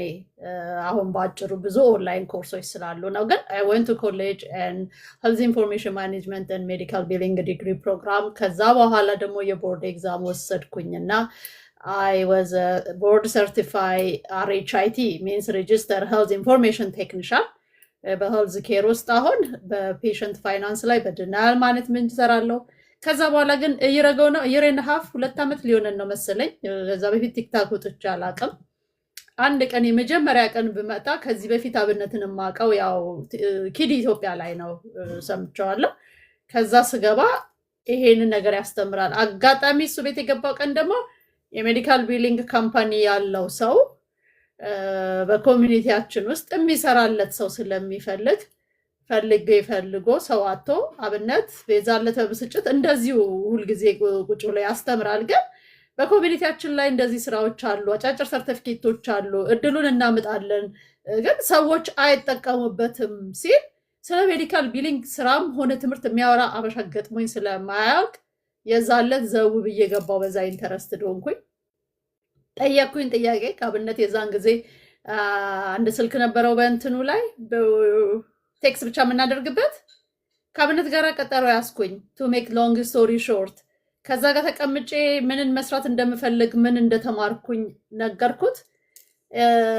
ይሄንን ሁሉ ጊዜ ሄልዝ ኬር ላይ ካሳለፍሽ ይሄንን ሁሉ ጊዜ ነገሮች ከተማርሽ እኮ አሁን ደግሞ ረጅሙን ጊዜ ያሳለፍሽው ስራ ላይ ትምህርት ላይ ከሆነ ሜቢ ፍሬዎችን የምትበይበት ታይም ሊሆን ይችላል አለኝና ያንን የሜዲካል ቢሊንግ ካምፓኒ ያለው ሰው አገናኘኝ። ግን ሰውየው ጠብቆ ሂ ሙቭድ ኦን ወደ ስራውን ሰው አላገኘም ነበር። የዛኔ በብስጭት አብነት አንድ ሰው እንኳን የመጣ ሜዲካል ቢሊንግ እሰራለሁ ብሎ የመጣ ሰው የለም ምናምን ስራራ አለው አልፎ ነበረ ታይሙ። ግን እግዚአብሔር ፈቀደና የ2ኛ ዓመት ሊሆን ነው። ከዛ ጊዜ ጀምሮ እዛው በላች እዛው ቀረች ነው የሚባለው አይደለ? አብነት ገባው አቤካም የማራኪ ፓርትነር አም ግሬትፉል እንደን የራሴን ኤልኤልሲ አውጥቼ የራሴን ፕሮፌሽናል ዌብሳይት ዲቨሎፕ አስደርጌ በዚሁ በማራኪ ስር ባለው አሜዚንግ ዌብሳይት ዴቨሎፐር ነበረን በጥሩ ዋጋ እና አሁን ሜዲካል ቢሊንግን አስተምራለሁ። ባለፈው 8 ተማሪዎች ነበሩን ጨረስ። አሁን ደግሞ 3 ተማሪዎች አሉኝ። የ3 ወር ኮርስ ሰጣለሁ። በአብነት ምንድነው ሜዲካል ቢሊንግ ምንድነው? ኦኬ ሜዲካል ቢሊንግ ማለት እንግዲህ በአጭር ለመግለጽ ያህል ሆስፒታል ሄዶ ሰው የታከመበትን ዶክተር ኦፊስ የታከምክበትን አንድ ቦታ ዕቃ ገዝተህ ሄደህ ስትሄድ ካሸር ያስከፍልሃል አይደለ? ለተገለገልክበት ሶ as a health care አንድ ሰው let's say for example ሰራሪዮ የወለደች ሴት ቢኖር ወይም የሆነ ነገር አንድ ሰው ቢሆን በቆየበት ሆስፒታል ቆይታው የተለያየ ስፔሻሊስት ሊያይ ይችላል፣ የተለያየ ሰርቪስ ይገለገላል። ግን እያንዳንዱ ዶክተር እየመጣ ይሄን ነገር አክሜሃለሁ፣ ኤክስፒሪየንስ እችሃለሁ፣ ደም ቀድቼሃለሁኝና ገንዘቤን ክፈለኝ አይደለም የሚለው። ዲስቻርጅ ከተደረገ በኋላ ግን የሬጅስትሬሽን ሲስተም ስላለ ኢንፎርሜሽኑን ወስዶ ሰውዬ ወደ ቤቱ ከሄደ በኋላ በኢንሹራንሱ ክሌሙን ሰብስቦ ለኢንሹራንስ ከፍሎ ፔሸንቱ የተጠቀመበትን ፕሮቫይደሩም ያገለገለበትን ፋሲሊቲውም የሰጠበትን ሰርቪስ የማስከፈያውን ዘዴ ሃንድል የሚያደርጉት ቢሃይንድ ሲን ሆነው ከፔሸንት ዳታ ጋር ብቻ ሄልዝ ኬር ውስጥ ካሉት በጣም ባክቦን ከሆኑ ስራዎች ቫይታል ከሆኑ ስራዎች ግን there is no direct contact with the patient የሚሰሩት ሰዎች they called the biller medical biller so the medical bill means that's የተገለገሉበትን ነገር ወደ ክሌም ሰብሚሽን ይደረግና ኢንሹራንሱ ከከፈለ በኋላ ከዛ በኋላ ደግሞ ለፔሸንቱን ፖርሽን ልከው የሰውየው ቢሉ ሲጠናቀቅ በቢሊንግ ላይ the revenue cycle complete ሆነ ይባላል so that is the medical billing ማለት the process the people who are doing that we call medical billing ስለዚህ ይሄን ኮርስ የወሰደና ሰርቲፊኬሽን አለው አይደለም ሰርቲፊኬሽኑን የጨረሰ ሰው አንደኛ ሆስፒታሎቹ ጋር መቀጠር ይችላል ማለት ነው ይሄ ስራ በጣም ኢምፖርታንት ነው ለሆስፒታሎቹ ሁለት ደግሞ ትናንሾቹ ክሊኒኮች አሁን ዴንታል የአይን ክሊኒኮች ፔዲያትሪሻኖች የህፃናት ክሊኒኮች ሌሎችም እንደዚህ አይነት ሰዎችን የመቅጠር አፎርድ የማድረግ አቅም አይኖራቸውም እንደ ቋሚ ሰራተኛ ለማድረግ ማለት ነው ስለዚህ ለነሱ ግን የራስሽን ስሞል ቢዝነስ ከፍተሽ የሜዲካል ቢሊንግ ስራ የሚሰራ ቢዝነስ ከፍተሽ በየኮሚኒቲሽ ያሉ እንደዚህ አይነት ስሞል በትናንሽ ደረጃ ያሉ ክሊኒኮች ጋር መስራት ትችያለሽ ትላልቆቹ ሆስፒታሎቹ ላይ ግን መቀጠር ሁሉ ይችላል አይ ዶንት ኖ እነሱ ራሳቸው አውትሶርስ ያደርጉት እንደሆነ አላውቅም ምን ይመስልሻል and it depends of the volume it depends on the practice እኔ የምሰራው ትልቅ ኦርጋናይዜሽን ስለሆነ ራሱን የቻለ የቢሊንግ ዲፓርትመንት አለው ቢሊንግ ዲፓርትመንቱ ራሱ ለአምስት የተከፈለ ነው my team is only denial ላይ ይሰራል አንደኛው ክሌም ሰብሚሽን ላይ ያደርጋል አንደኛው ማስከፈል ላይ አንደኛው በየኢንሹራንሱ ክሌሙን መከፋፈል ይሆናል እኔ ደግሞ ኢንሹራንሱ ጋር ሄዶ ድና የተደረገ ቢል ወደ እኔ ጋር ይመጣሉ so I write appeal ለኢንሹራንስ ካምፓኒ ለማስከፈል ማለት ነው እሱ ራሱን የቻለ ፕሮሰስ አለው yes እንዳልከው አሁን ትንንሽ ዶክተር ኦፊሶች ራሳቸው እዛው ሰው ሃየር አድርገው ትሬን አድርገው ቢሊንግን የሚሰራላቸው ይኖራል or ደግሞ we don't want to deal with this ብለው ደግሞ outsource ያደርግና if I want to now for example I have a board certification ሰው ቀጥሬ ቢሊንግ ካምፓኒ ብከፍል እና አንተ ዶክተር ኦፊስ ቢኖርህ I will see patient ብቻ ነው ማየው I don't have time claim submission ብላ outsource ታደርገዋለህ so sadly ግን ይሄንን ቢዝነስ በዚህ አካባቢ in general United States or anywhere most importantly ደግሞ DMV area ይሄን ቢዝነስ የተቆጣጠሩት አረቦች ወይ ህንዶች ናቸው outsource የሚያደርጉ ካምፓኒዎች አሉ even እኔ የምሰራበትም ካምፓኒ it depends on the insurance outsource የሚደረጉ አሉ ጠብቀው መክፈል እንትን ስለማይሉ ዲል ለማድረግ የተወሰነ ቢሎች አሁን የተወሰነ ኢንሹራንስ ካምፓኒዎች አውትሶርስ ይደረጋሉ ሰርድ ፓርቲ ፔየር ይባላሉ እነዚህ እና ነው ስለዚህ ሰዎች ሰርቲፊኬሽን ላይ እንዲገቡ ሜዲካል ቢሊንግ ለመሆን የግድ ነርስ መሆን ያስፈልጋል አያስፈልግም ሜዲካል ቢሊንግ ላይ ኮርሱ ራሱ ቤዚክ የሜዲካል ተርሚኖሎጂ አለው ባክግራውንድ ኦፍ ሄልዝ ኬር አለው ሄልዝ ኬር ሎው ሂፓ ሎው ምን ያስፈልጋቸው the rule እና the regulation የሚያስፈልጋቸውን ነገሮች ይማራሉ ግን not necessarily everybody የሄልዝ ኬር እና የነርሲንግ ባክግራውንድ ሊኖር አይገባም for example people CNA LPN anything medical terminology ያለበት ስራ ላይ የሰራ ሄልዝ ኬር የሰራ ሰው ለሚወራው ኢንፎርሜሽን አዲስ ላይ ሆኖ ይችላል ሊያግዛቸው ይችላል እንጂ anybody high school ከጨረሰ እስከ የሌላ አርኪቴክቸር ዲግሪ ያላቸው ሰዎችን አስተምሬያለሁኝ የሚማርም ልጅ እዛ ውስጥም ያሉበት ልጆችም እንትን ብያለሁኝ እና እንግሊዘኛ አንብበው እስከተረዱ ኮምፒውተር አክሰስ አድርገው ገብተው እስካነበቡ ድረስ necessarily የሜዲካል ባክግራውንድ ሊኖራቸው አይገባም this days ደግሞ አንድ ቃል ChatGPT ላይ or Google ላይ ሄደ ስትሰጥ ወደ ፔጅ ሁሉ ኤክስፕላኔሽን ይሰጣልና we went to school ChatGPT በሌለበት ሰዓት we survive so they will be fine ነገሮች እየቀለሉ ነው። ስለዚህ የሕክምና ዲግሪም የነርስ ዲፕሎማም ዲግሪም ፎር ዛት ማተር ፈርስት ዲግሪም ኤክስፔክት ላይ ይደረግ ይችላል ሰርቲፋይድ እስከሆንሽ ድረስ በሜዲካል ቢሊንግ።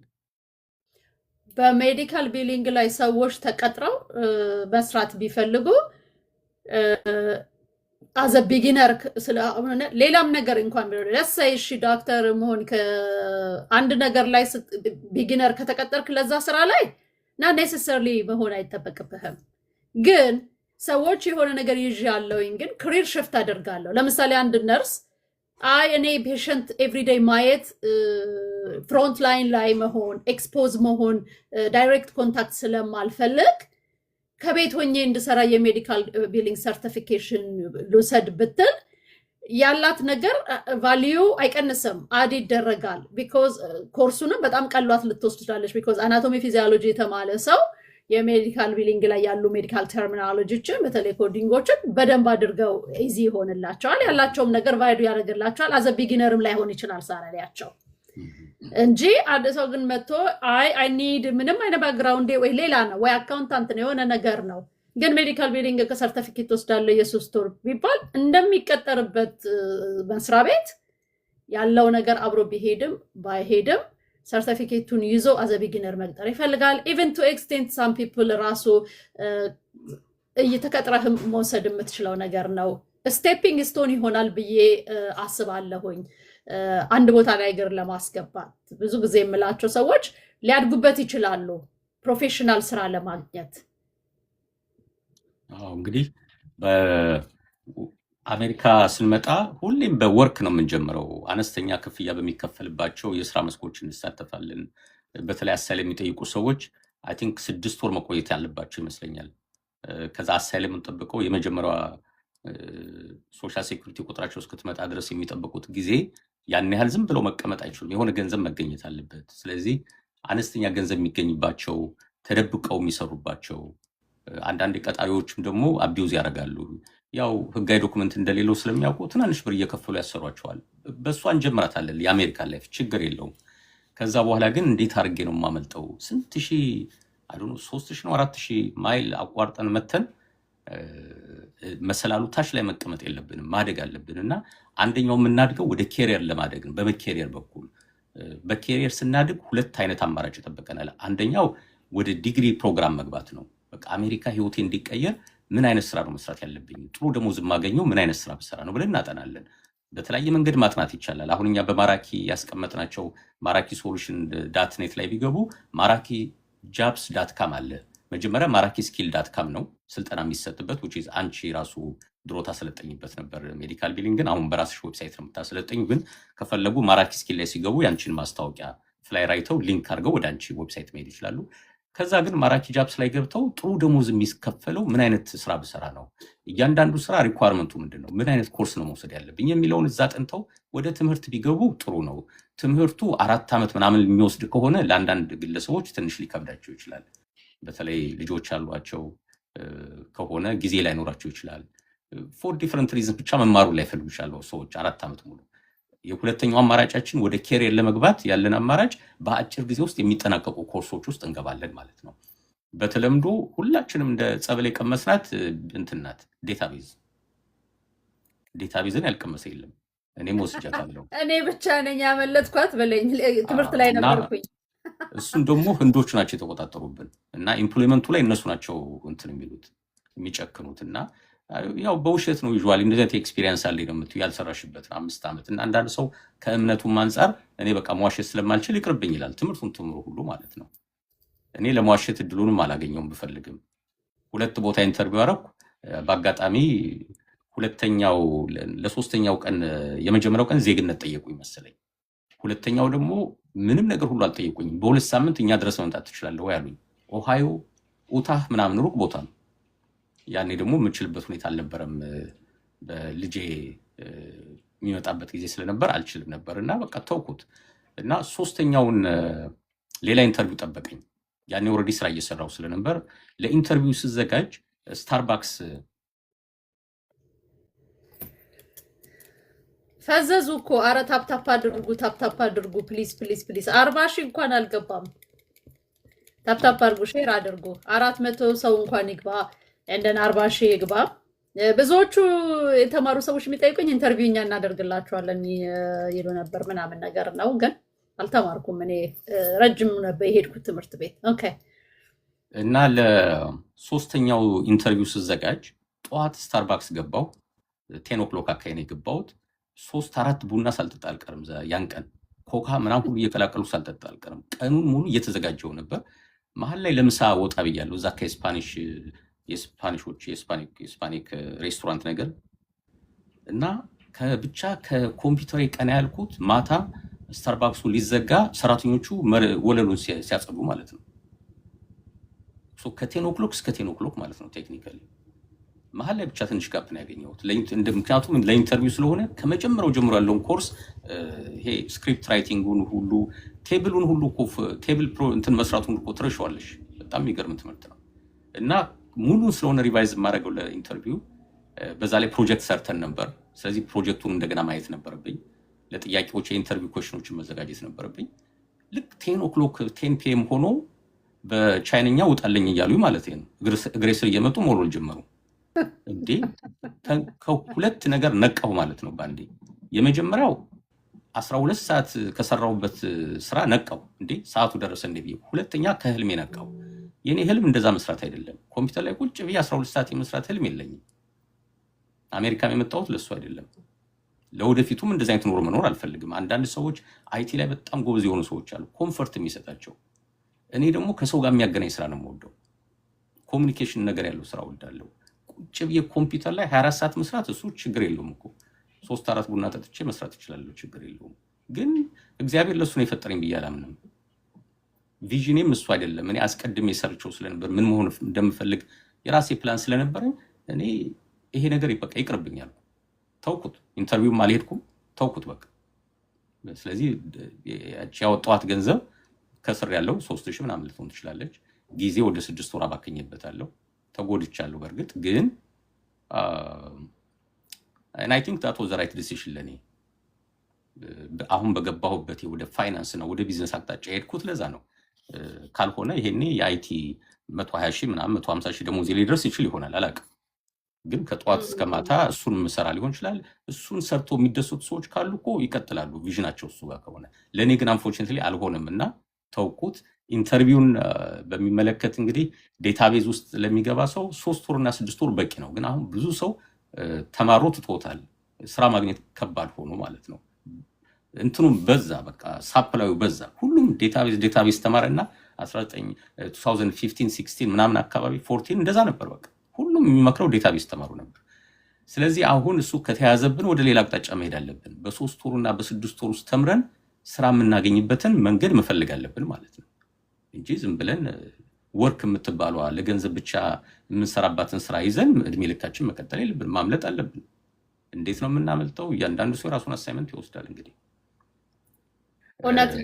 አንዱ የአንቺ ስትራቴጂ ይመስለኛል። ሜዲካል ቢሊንግ ቢማሩ ኮስቱን አንቺ ዌብሳይት ላይ ገብተው ማየት ይችላሉ። ከዛ ደግሞ ኮምፒቲሽን አናሊሲስ መስራት ይችላሉ።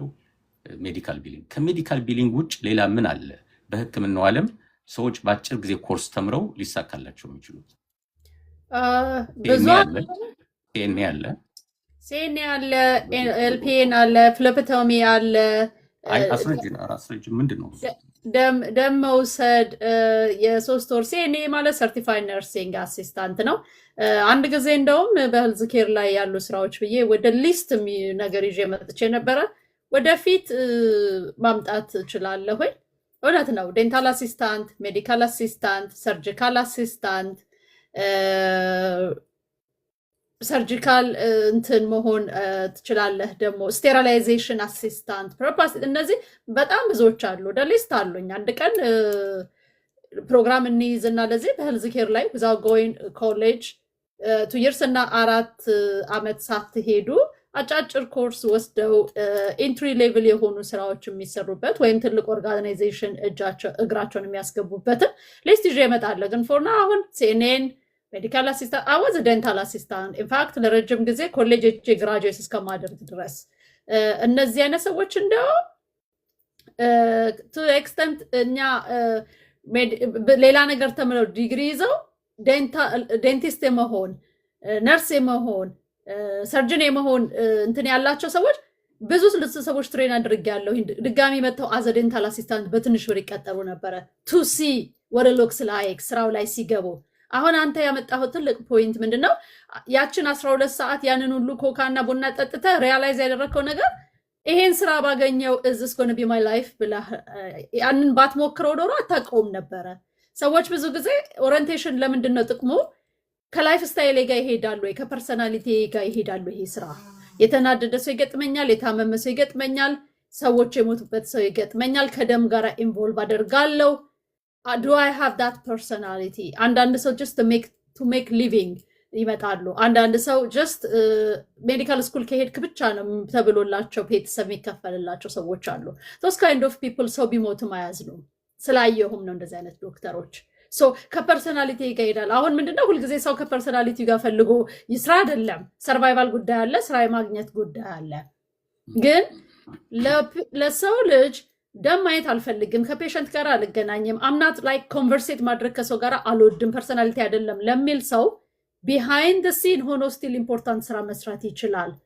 የሄልዝ ኬር አይቲ አለ፣ ሄልዝ ኬር ሄልዝ ኢንፎርማቲክስ አለ፣ ቢሊንግ አለ፣ ኮዲንግ አለ፣ ኮዲንግ አናሊሲስ አለ፣ በጣም ብዙ ነገር አለ። በዴንታሉም እንደዚሁ ዴንታል አሲስታንት አለ፣ ዴንታል ሃይጂኒስት አለ፣ እስከ ሰርጅን ድረስ አለ፣ ኦራል ማክሲሎፋሻል ሰርጀሪ ድረስ አለ። ብሩም ደግሞ ኮርሱም ጊዜውም ሁሉ ነገሩ ሃየር እየሆነ ይሄዳል። ለጊዜው ግን 3 ወር ሰርቲፊኬት ይዤ ሄልዝ ኬር ላይ ምን እሰራለሁ ቢል አሁን ኤልፒኤን አለ፣ ላይሰንሲንግ ፕራክቲካል ነርስ፣ ሲኤንኤ አለ፣ ሰርቲፋይድ ነርስ አሲስታንት እና እንደዚህ ፍሊፕቶሚ ደግሞ የተወሰነ ሰርቲፊኬት ወስደው ደም የመቅዳት ነገር አለ። እነዚህ ነገሮች ሜዲካል አሲስታንት፣ ዴንታል አሲስታንት፣ ሲኤንኤ፣ ኤልፒኤን ረጅም ጊዜ አይወስድም፣ ግን ዴፊኔትሊ ለሚያድግ ሰው በዛ ያድጋሉ። ፎር ኤግዛምፕል ሳራ የኛ የማራኪ ግሩፕ የነበረችው ያለችው ልጅ she is a nurse manager. she start from CNA right now የራሷን ቢዝነስ ከፍታለች። አይደለም ነርስ ማኔጀር መሆን። እንዲህ አይነት ነገሮች ያድጋሉ ማደግ ለሚፈልግ ሰው። ኮስታቸው ጤና ኤሪያው ሰፊ ነው፣ በጣም ማርኬቱ very ሰፊ ነው። አሬንም ሬጂስተር ነርስም አብዛኛው ቦታዎች እንደውም ሆስፒታል መስራት እኔ ሰዎች አጠር ያለ ኮርስ ወስደው ስራ ሄልዝ ኬር እንዲሰሩ የምፈልገው ለምንድነው? ዋናው ምክንያት የሚገቡበት ስራ በእርግጥ አሁን ዌይትረስነትም ሆነ ኡበር መንዳትም ገንዘብ ያስገኛል። ግን ብትሰበርና እግርህን የሆነ ነገር አሞህ ቤት ስትቀመጥ ገቢ አይኖርህም፣ ሰዎችንም አያሳድግም፣ በጭንቅላትም ልታድግ አትችልም። ሄልዝ ኬር ስትሰራ ግን ከሙያ ጋር የተያያዘ ክላስ ስትወስድ ኮንቲኒው ኤዱኬሽን የሚባል ነገር አለ፣ ስቱደንት ሎ ፔመንት አለ፣ ኮርስ ሪምበርስመንት አለ። እነዚህ አይነት ነገሮች ሰዎችን በሙያም ይሁን በገንዘብ ያሳድጋል። በዛ ላይ ደግሞ በዩኒየን የታቀፈ ድርጅት ውስጥ ስትሰራ ይሄ ኢንሹራንስ የማግኘቱ በነፊት የማግኘቱ ሪታይርመንት የማግኘቱ 401k የማግኘቱ እነዚህ አይነት ነገሮች ያለው ፊውቸር ያለው ስራ ይሆናል፣ ይታደግበታል በማለት ነው። ይሄንን በያዘ ግን ሰፋ ያለ ነገር አመጣለሁ። የኔን ኮርስ በተመለከተ ማራኪ ስኪል ላይ ብትገቡ ዌብሳይቱ ላይ ገብታችሁ አክሰስ ብታደርጉት የ3 ወር ኮርስ ነው። በ3 ከፋፍያለሁ። ፔመንቱን በ3 ነው።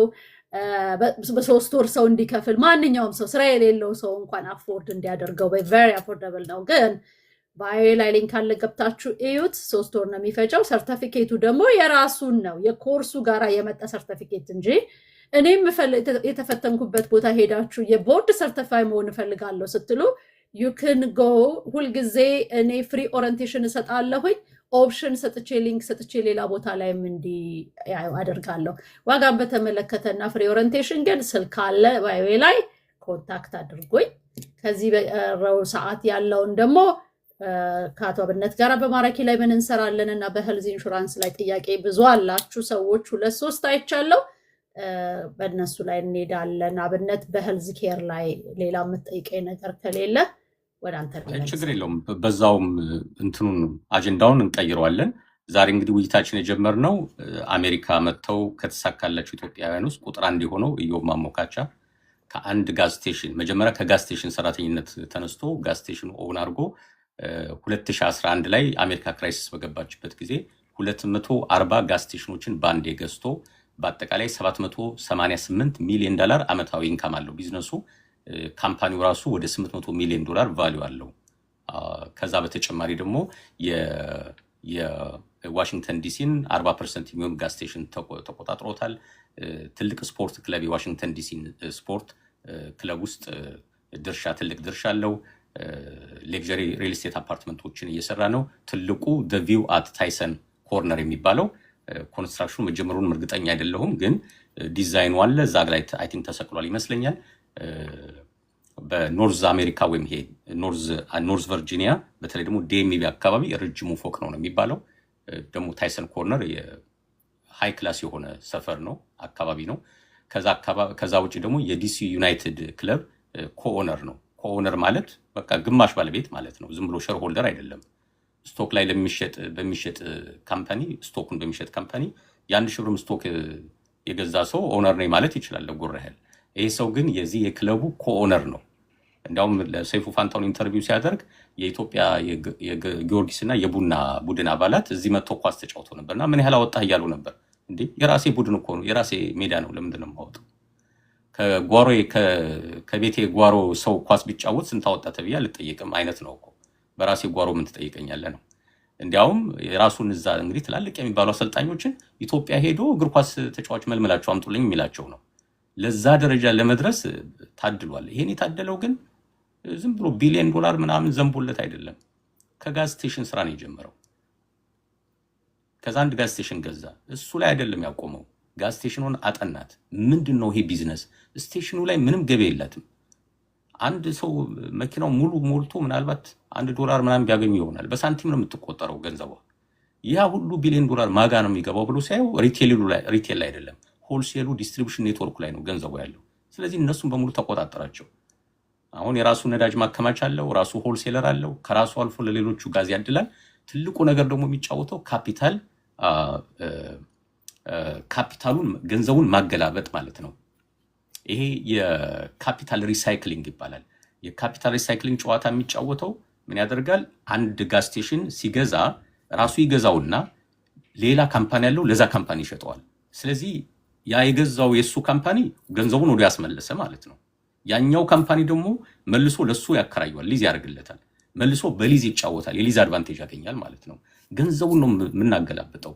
እሱ የሚያምነው ምንድነው? እውነተኛ ዌልዝ የሚሰራው ፕሮፐርቲው ኦን በማድረግ ነው ብሎ የሚያምነው። ስለዚህ ጋዝ ስቴሽኑን ኦን ካረጋችሁት ነው እውነተኛ ሀብት የሚመጣው።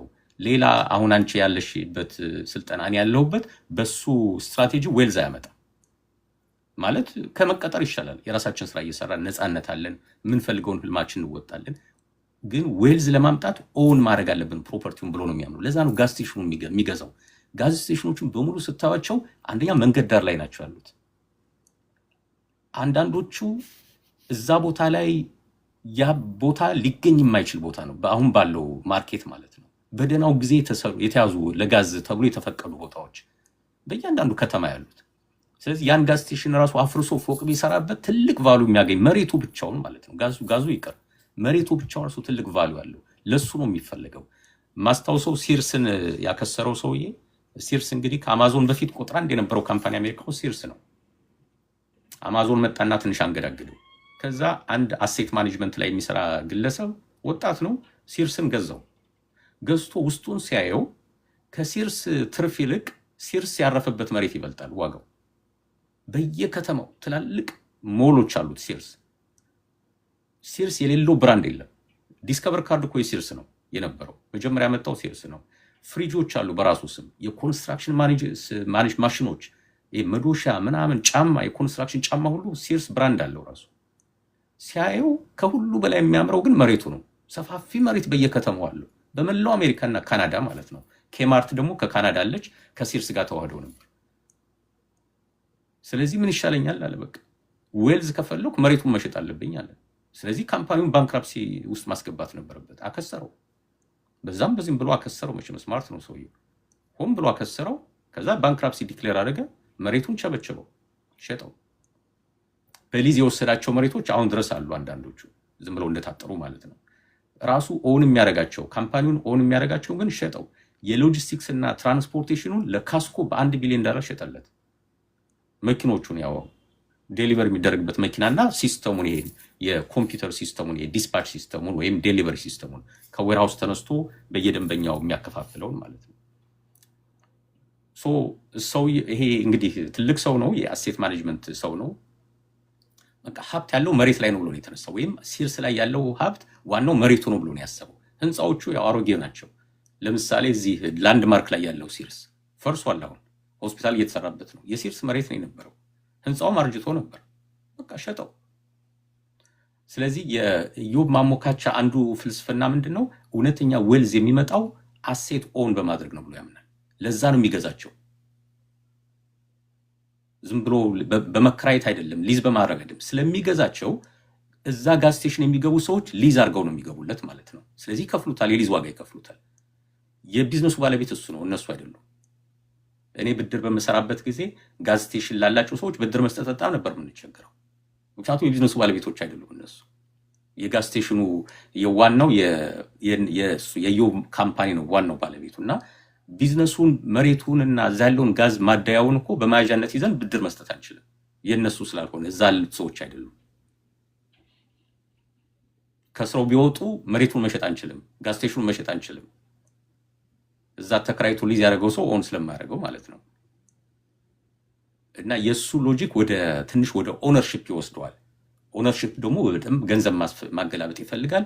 እሱ የሚጠቀምበት የካፒታል ሪሳይክሊንግ የሚባል ነው፣ ገንዘብን ማገላበጥ ነው። ወደ ሀብት የሚወስደው የአሜሪካ ቁጥር 1 ሀብታም የሆነችው በዚህ ሎጂክ ነው፣ ካፒታል በማገላበጥ። እኛ ደግሞ ድሆቹ ጭቁኖቹ ካፒታል እንዴት ነው በቀላሉ ማገላበጥ የምንችለው? በላይፍ ኢንሹራንስ ነው። ሰው ከገባው ገባው፣ ካልገባው የገባው ቀን ይነቃል። ሀብታሞች ገንዘብ የሚያስቀምጡበት፣ ድሆቹም ማናቃት። አሁን ትንሽ ከእንቅልፋችን የነቃንባት መንገድ ካሽ ቫሊዩ ያለው ላይፍ ኢንሹራንስ የሚባል ነው። እኛ ብቻ አይደለንም፣ ግለሰቦች ብቻ አይደለንም እኮ ባንኮች። እንዲያው እዚህ ጋር የምትከታተሉ 342 ሰዎች አላችሁ፣ ኮምፒውተራችሁን ክፈቱና ባንክ ኦውንድ ላይፍ ኢንሹራንስ BOLI ብላችሁ ጉግል አድርጉ፣ ወይም ካምፓኒ ኦውንድ ላይፍ ኢንሹራንስ COLI ብላችሁ ጉግል አድርጉ። ባንኮች ወደ ማኔጅመንት ሰው ሲያድግላቸው በስማቸው በሰራተኞቻቸው ስም ኢንሹራንስ ይገባሉ፣ ራሳቸውን ቤኔፊሻሪ አድርገው ማለት ነው። ወደ 2 ሚሊዮን በእያንዳንዱ ማኔጀር ይገቡለታል። ፕሪሚየሙን ራሳቸው ነው የሚከፍሉለት። ሲሞት እኔ ገንዘብ አገኛለሁ ብለው ነው። ይሄ ማንኛውም ካምፓኒ ለሰራተኞቹ የሚገባው ኢንሹራንስ አይነት አይደለም። እሱ አለ። እሱ ያ ሰው ቢሞት ቤተሰቦቹ ናቸው ተጠቃሚ የሚሆኑት። ይሄ ግሩፕ ተርም የሚባለው ነው እሱ። ባንኮቹ እሱ አይደለም የሚያስጨንቃቸው። ያኛው ደንበኛ ሰራተኛ አትራክት ለማድረግና ሪቴል ለማድረግ ነው የሚጠቀሙበት እንደ ቤኔፊት። ይሄኛው ግን እነሱ ራሳቸው ለመጠቀም ነው የሚፈልጉት። በባንካቸው በሰራተኞቻቸው ስም በተራው ሰራተኛ ሳይሆን ዩዥዋሊ ወደ ማኔጅመንት ሌቭል ባሉት ላይፍ ኢንሹራንስ ሲገዙላቸው ካሽ ቫልዩ ያለው ኢንሹራንስ ነው የሚገዙላቸው። ምክንያቱም የሚፈልጓት ኢንቨስትመንቷን ነው። ለምሳሌ $2 ሚሊዮን ነው በአንድ ሰው የሚገዙት፣ ግን በአንድ ፔመንት $500,000 ክፈሉ ከተባሉ $500,000 ይከፍላሉ። ከዛ በኋላ ገንዘቡ ያድግላቸዋል። ገንዘቡ ሲያድግ ዜሮ ነው ፍሎሩ፣ ኔጌቲቭ ውስጥ አይገባም። የኢንሹራንስ ኢንቨስትመንት ትልቁ ጨዋታ እሱ ነው። ማክሲማም የሆነ ጣሪያ ይኖረዋል። ከኢንሹራንስ ይለያያል። ግን ፍሎሩ ዜሮ ነው፣ ኔጌቲቭ ውስጥ አይገባም። በፈለጉት ጊዜ ደግሞ በብድር መልክ ያወጡታል። ጨዋታው ይሄ ነው ካፒታል ሪሳይክሊንግ የሚባለው። የራሳችን ገንዘብ ተበድረን እናጫውተውና በላይፍ ኢንሹራንስ ደግሞ መልሰን አንከፍለውም። ከዴዝ ቤኔፊት ላይ ነው የሚቀንሰው። የራስን ገንዘብ ተበድሮ ለምሳሌ ክሬዲት ካርድ ጣጣ ያለበት ሰው እኮ ከሪታየርመንት ፕላን እኮ ገንዘብ መውሰድ ይችላል በብድር መልክ። በብድር መልክ ገንዘብ ወጥቶ ክሬዲት ካርዱን ይዘጋል። ስኮሩ በአንዴ ይጨምርለታል። 20 ምናምን ክሬዲት ወለድ ቻርጅ የሚያደርጉትን በአንዴ በካራቴ እንመታቸዋለን። ከሪታየርመንት ፕላን የተበደርነው ገንዘብ የራሳችን ገንዘብ ነው። ባንክ ቢሆን ኖሮ ምን ይለናል? ይቅርታ አድርግልኝ ወይ ይቅርታ አድርግልኝ ሰላም፣ ይህን ብድር እኮ ያበደርኩሽ ከነዚህ ሰዎች ዲፖዚት ወስጄ ነው።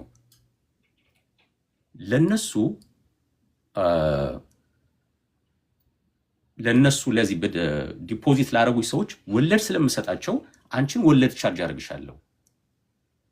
ለነሱ 1% ነው ወለድ የምሰጣቸው፣ ለአንቺ ግን 20 ነው ምናምን አይደለም የሚነግሩሽ። ጨዋታው እንደሱ ነው። ለነሱ ስለምሰጣቸው ይልና 20 ምናምን ቻርጅ ያደርጉሻል ማለት ነው። የነሱን ማርጅን አስቢው። ይሄ ግን ከሪታየርመንት ገንዘባችን ላይ ነው የምንወስደው።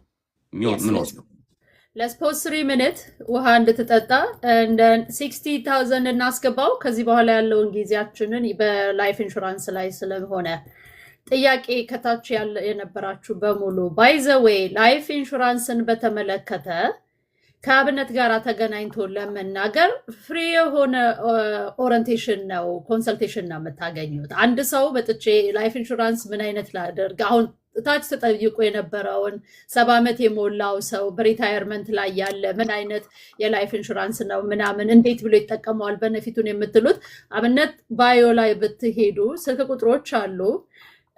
ለተወሰኑ ሰዎች ራሱ 15 ሚኒት ስልክ አይነሳም ቴክስ አይመለስም ለምትሉ 15 ሚኒት ለተወሰኑ ሰዎች በቀን ስልክ የሚያወሩበት በነፃ አለ። እኔ ለአድሚት ሚ ይላል ታታቴክ እየጠየቀ ነው አስገቡኝ እያለ ቴክስ እያደረገልኝ ነው አስገባው እና ጊዜያችን ሳያልቅ ለናግራችሁ የምፈልገው እኔንም ዲኤም ብታደርጉኝ ላይፍ ኢንሹራንስን በተመለከተ ቀጠሮ መያዝ ስለምትችሉ የነፃ ሀፈና ወር ኤክስፕሎር የማድረግ የትኛው ላይፍ ኢንሹራንስ በእናንተ በጀት በእናንተ ላይፍ ስታይል ጋራ አንድን ሰው ታርጌት ያደረገ ፍሪ ኮንሰልቴሽን ስለምንሰጥ በዌብሳይቱ ላይ ገብታችሁ በማራኪ ሶሉሽን ዳትኔት ላይ እንዳለ አብነት ባዮ ላይ ኢንፎርሜሽን አለ። ፎር ኤኒዋን ሁ ኒድ ዲስ ዲኤም አድርጉኝ ማነጋገር እንችላለን። ዌልካም ታታቴክ አብነት አቋረጥኩ ጎሄድ ዋም እንድጠጣ ብዬ ነው። እሺ ታታ እንዴት ነህ? ሰላም ወንድሜ አብነት፣ ሰላም እህቴ። እንግዲህ እንዴት አመሻችሁ? እንዴት ነህ? ዛሬ ደስ በሚል ርዕስ ላይ ነው። ያው እንግዲህ እኔ የአሜሪካን ሀገር ሙሉ ለሙሉ ከረገጥኩ 3 ዓመቴ ነው።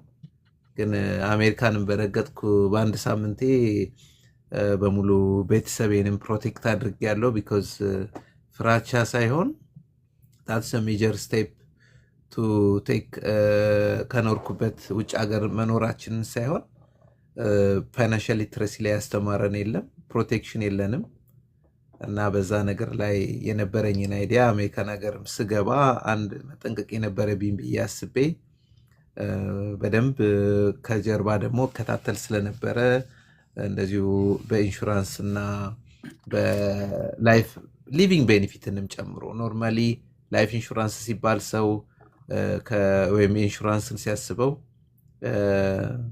ከሞትን ወይም ካለፍን በኋላ በሚባል ነገር ነው። ዊዝ ሊቪንግ ቤኔፊቶችም አለው እና በደንብ ዲቴይል ሲያስተምሩ ተከታትዬ ስለነበረ ሙሉ ቤተሰቤን ፕሮቴክት አድርጌን የገባሁት። በዚህ ርዕስ ላይ ስለመጣችሁ አምግላድ ኮሚኒቲያችንን ሴቭ ማድረግ እንችላለን። ላይሰንስ ዶናችሁ ደግሞ ስለሆነ የምትሰሩትም ሁለታችሁንም አከብራለሁ። ወደ ቴክኖሎጂ ከማውራቴ በፊት ይሄንን ብዬ ነው። በኋላ ደግሞ ገብቼ ትንሽ ስለ ራሴ ደግሞ ስራ አብራራለሁ ማለት ነው። ቴንክ ዩ አብሶሉትሊ ቴንክ ዩ ታታዬ እንኳን መጣ። ቴንክ ዩ እኔም መጀመሪያ ፋሚሊን ሲኪር ካደረኩኝ በኋላ ጥያቄ ላላችሁ ሰዎች for your record I went back and then take the license. I am licensed life and health insurance agent. So a short definition of life insurance ስጠኝ ስላለ አብነት በዚሁ አንድ ላይ ቀጥለው። ጥሩ እንግዲህ እያወራን የነበረው ከኢዮብ ማሞ ተነስተን ኢዮብ ማሞ ወደ ሀብት በጣም የሄደበት ዋናው ስትራቴጂ በካፒታል ሪሳይክል በማድረግ ገንዘብን በማገላበጥ ነው ዋናው። ኤለን ማስክ እንደዛ ነው ያደረገው። ትዊተርን ሲገዛ 5 ሳንቲም ከኪሱ አላወጣም። 40 ምናምን ቢሊዮን ዶላር ማለት ነው። የቴስላን ስቶክ በመያዣነት አስይዞ ብድር ወሰደ 40 ምናምን ቢሊዮን ብር። አንድ ትልቅ ካምፓኒ በዓለም እንግዲህ ካሉት ሶሻል ሚዲያ ካምፓኒዎች አንዱን ተቆጣጠረው 5 ሳንቲም ከኪሱ ሳያወጣ ማስያዣ ብቻ ሲይዞ። ያቺ ማስያዣ ምንድናት? የሆነ ካምፓኒ ላይ ያለውን ስቶክ ሰርቲፊኬት ነው። የዛ ካምፓኒ ስቶክ ዜሮ ቢገባ ማን ነው የሚጎዳው? መያዣ የያዙት ባንኮች ናቸው የሚጎዱት። እሱ ምንም ሉዝ የሚያደርገው ነገር የለም። የቴስላ ስቶክ ወደቀ ሲባል እሱ እንቅልፉን አያጣም፣ ምንም አይመስለው። ባንኮቹ ናቸው እንቅልፍ የሚያጡት። እሱ እያገላበጠው ነው። አንዱን ኦነርሺፕ መያዣውን ይዞ ሌላ ቦታ ይሄዳል። ቤት ያላቸው ሰዎች ቤታቸውን ኤኩቲ አስይዘው የቤታቸውን ኤኩቲ አስይዘው ቢዝነስ መክፈት ይችላሉ። መጀመሪያ ቤት የሌለው ሰው ከሆነ ግን ምን ኤኩቲ ያስይዛል? በቃ ህልም ሆኖ ይቀራል ማለት ነው ቢዝነስ የመክፈት ህልሙ። ካፒታሉ ነው መናገላበጠው። ሪታየርመንት ላይ ገንዘብ ያላችሁ ሰዎች በብድር መልክ አውጥታችሁ ቢዝነስ ብትከፍቱበት፣ ብድር ነው ያልኩት፣ ዊዝድሮ ማድረግ የለባችሁ። ወይም ደግሞ ትላልቅ ባላንስ ያለውን ክሬዲት ካርድ ብትከፍሉበት የምትከፍሉት ገንዘብ ከነወለዱ ተመልሶ ራሳችሁ ሪታየርመንት አካውንት ላይ ነው የሚገባው። ባንኮች አይደሉም፣ የራሳችሁን ገንዘብ ነው ያበድሯችሁ። ይሄ ነው ማገላበጥ ማለት። when we come to life insurance አሁን ላይፍ ኢንሹራንስ የደረሰበት ደረጃ አይፎን 17 የገባበት ደረጃ ማለት ነው። አሁን ብዙ ሰዎች እኔ ጨምሮ ስልክ ሞባይል ስልክ የምናውቀው ኢትዮጵያ ያለን የመጀመሪያው ስልክ ሲወጣ ነው። የኔ ስልክ 9120 ነበር የምትጀምረው፣ ከመጀመሪያዎቹ ስልክ ነበር። ብርቅ ነበር ቻኔ ስልክ ሰው ሞባይል ስልክ ሲያወራ ሰው ዞር እያለ የሚያይበት ጊዜ ነበር ማለት ነው። ያኔ የነበረችው ስልክ አሁን ሰማይ ብለው ነው መሰለኝ ስሟ የምትባለው፣ ከወደቀች ማትሰበር ናት። በጣም ግዙፍ ስልክ፣ በጣም ከባድ ናት። ቀበቶ የሌለው ሰው ኪሱ ላይ ካረጋት ሱሪውን ይዛበት ልትወድቅ ትችላለች። ቀበቶ ረስቶ የወጣ ሰው ማለት ነው። ከባድ ስልክ ናት። ከባድ ስልክ ናት። እና አሁን እሷን ስልክ በስጦታ ሰው ልስጥ ቢል እንዴ ምን ነው ምን አስቀየምኩ ነው የሚለው ሰው። በደናው ጊዜ ደና ነበረች። አሁን ግን ምን ጥቅም አላት እሷ? ያኔ ቴክስት እንኳን ትሞክራለች ምስል ደግሞ። አሁን ስልክ ተቀይሮ አይፎን 13 17 ገብቷል። ሳምሰንግ ራሱ ሳምሰንግ 25 ገብቷል። ላይፍ ኢንሹራንስ ከሞት ጋር የሚገናኝ የሚመስለው ሰው ሰማይ በለው ላይ የቀረሰው ነው ማለት ነው። አይፎን ሰማይ በለው ላይ ነው፣ ኪሴ ላይ ካደረኩት ሱሪ ይወድቃል ብሎ የሚያስብ ሰው ነው ማለት ነው። ተቀይሯል። ላይፍ ኢንሹራንስ ገብቷል። አሁን ላይፍ ኢንሹራንስ ግማሹ የኢንቨስትመንት ቬሂክል እየሆነ ነው። ካፒታልን ሪሳይክል የምናገላበጥበት ነው። ግን ትዕግስት የሚጠይቅ ነው።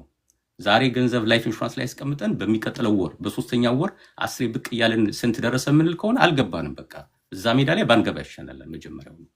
ይሄ ማለት ማራቶን ለመሮጥ የተዘጋጀ ሰው ገና 5 ደቂቃ እንደሮጠ ሰዓቱን ማየት ጀምሯል ማለት ነው። ጋዜጠኛው ራሱ አይ ይሄ ሰውዬ ገና ማቋረጡ ነው የሚለው። ገና ሰዓቱን ማየት ሲጀምር ይሄ ሰውዬ በቃ አይጨርስም ነው የሚለው ጋዜጠኛው ራሱ፣ ሪፖርቱን የሚዘግበው ሩጫውን የሚዘግበው። ትዕግስት ይጠይቃል። ሪፋይናንስ ጋዝ በቃ እንደዚህ አይነት ኢንቨስትመንት ውስጥ የሚገባ ሰው መጀመሪያ አጥንቶ በደንብ ተረድቶ ነው መግባት ያለበት። ከገባው በኋላ ትዕግስት ይፈልጋል። ከ10 ዓመት እስከ 15 ዓመት ብቻ ነው መታገስ ያለበት። ከዛ በኋላ ነው እንኳን ገባሁ አሁን ገባይ ነገሩ የሚለው።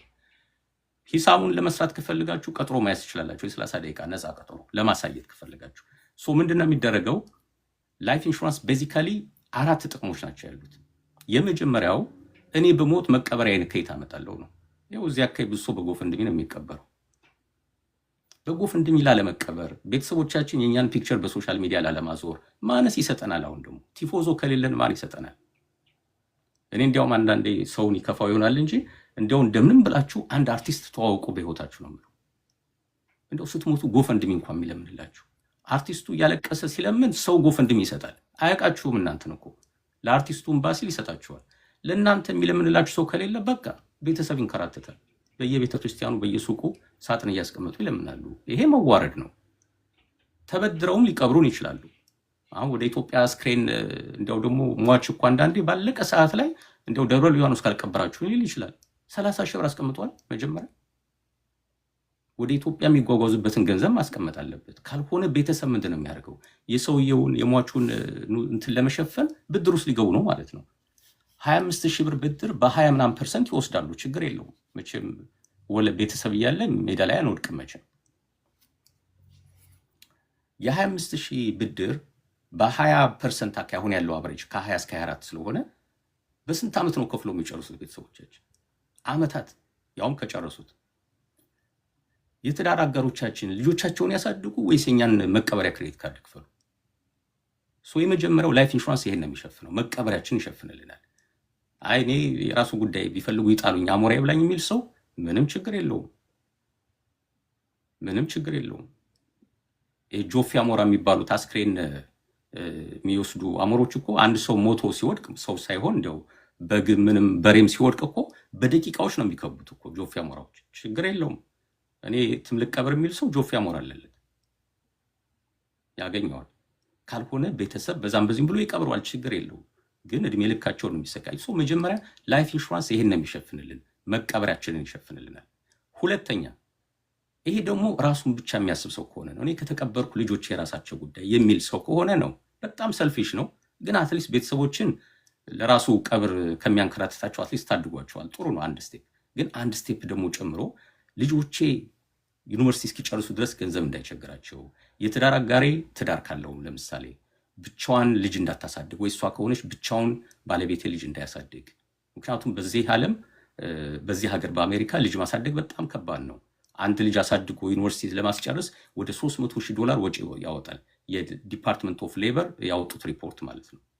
እስከ $300,000 በአንድ ልጅ እናወጣለን። 2 ልጅ ያለው ሰው እስከ $600,000 ያወጣል። አንድ ሰው ብቻውን ያን ማድረግ ይከብደዋል። 2 ሆኖም ራሱ ይከብዳል። ለዛ ነው አንዳንድ ሰዎች እኮ አንድ ልጅ ብቻ ወልደው በፋይናንስ ምክንያት ይብቃን የሚሉ ማለት ነው። እንደ ኢትዮጵያ አይደለም፣ እዚህ ሀገር ነገሩ ይከብዳል። ስለዚህ እኔ በህይወት ባልኖር ልጆቼ እንዴት ነው የሚያድጉት ብሎ ማሰብ ፌር ነው ብዬ ነው የማምነው። ወይም የትዳር አጋሪ እንዴት ነው ብቻውን የምትኖረው፣ እንዴት ነው ብቻውን የሚኖረው ብሎ ማሰብ ፌር ነው ብዬ ነው የማምነው። ይሄ ተርም ኢንሹራንስ ይባላል። ለተወሰነ ዓመት ነው የሚሰጠን። ተርም ማለት ጊዜው የተወሰነ ጊዜ የተገደበ ጊዜ ማለት ነው። ለምሳሌ የአሜሪካ ፕሬዚዳንት 2 ተርም ነው ያለው ይባላል። በቃ አንድ አራት ይጨምራል። ከ8 ዓመት በላይ ፕሬዚዳንት። ላይፍ ኢንሹራንሱንም በተርም ማጠር ይቻላል እስከ 30 ዓመት ድረስ፣ አትሊስት ልጆቻችን ራሳቸውን እስኪችሉ ድረስ። ተርሟ ግን ሊዝ እንደማለት ናት። ተርሟ ስታልቅ ኢንሹራንሱ ኤክስፓየር ያደርጋል ማለት ነው። ሶስተኛው የኢንሹራንስ ጥቅም ምንድን ነው?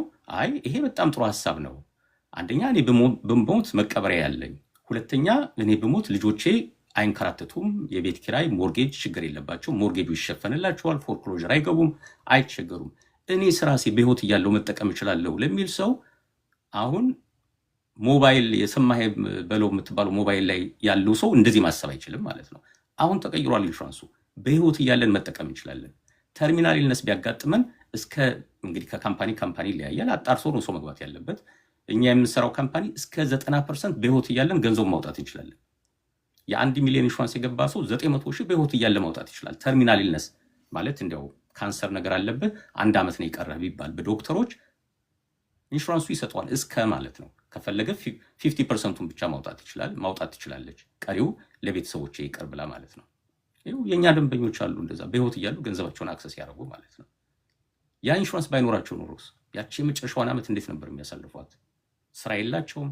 ተርሚናል ኬዝ ነው ያለው። ኬሞ ገብቶ ሊሆን ይችላል። ምንም ስራ አይሰራም። የቤት ኪራይ አለ፣ ምግብ አለ።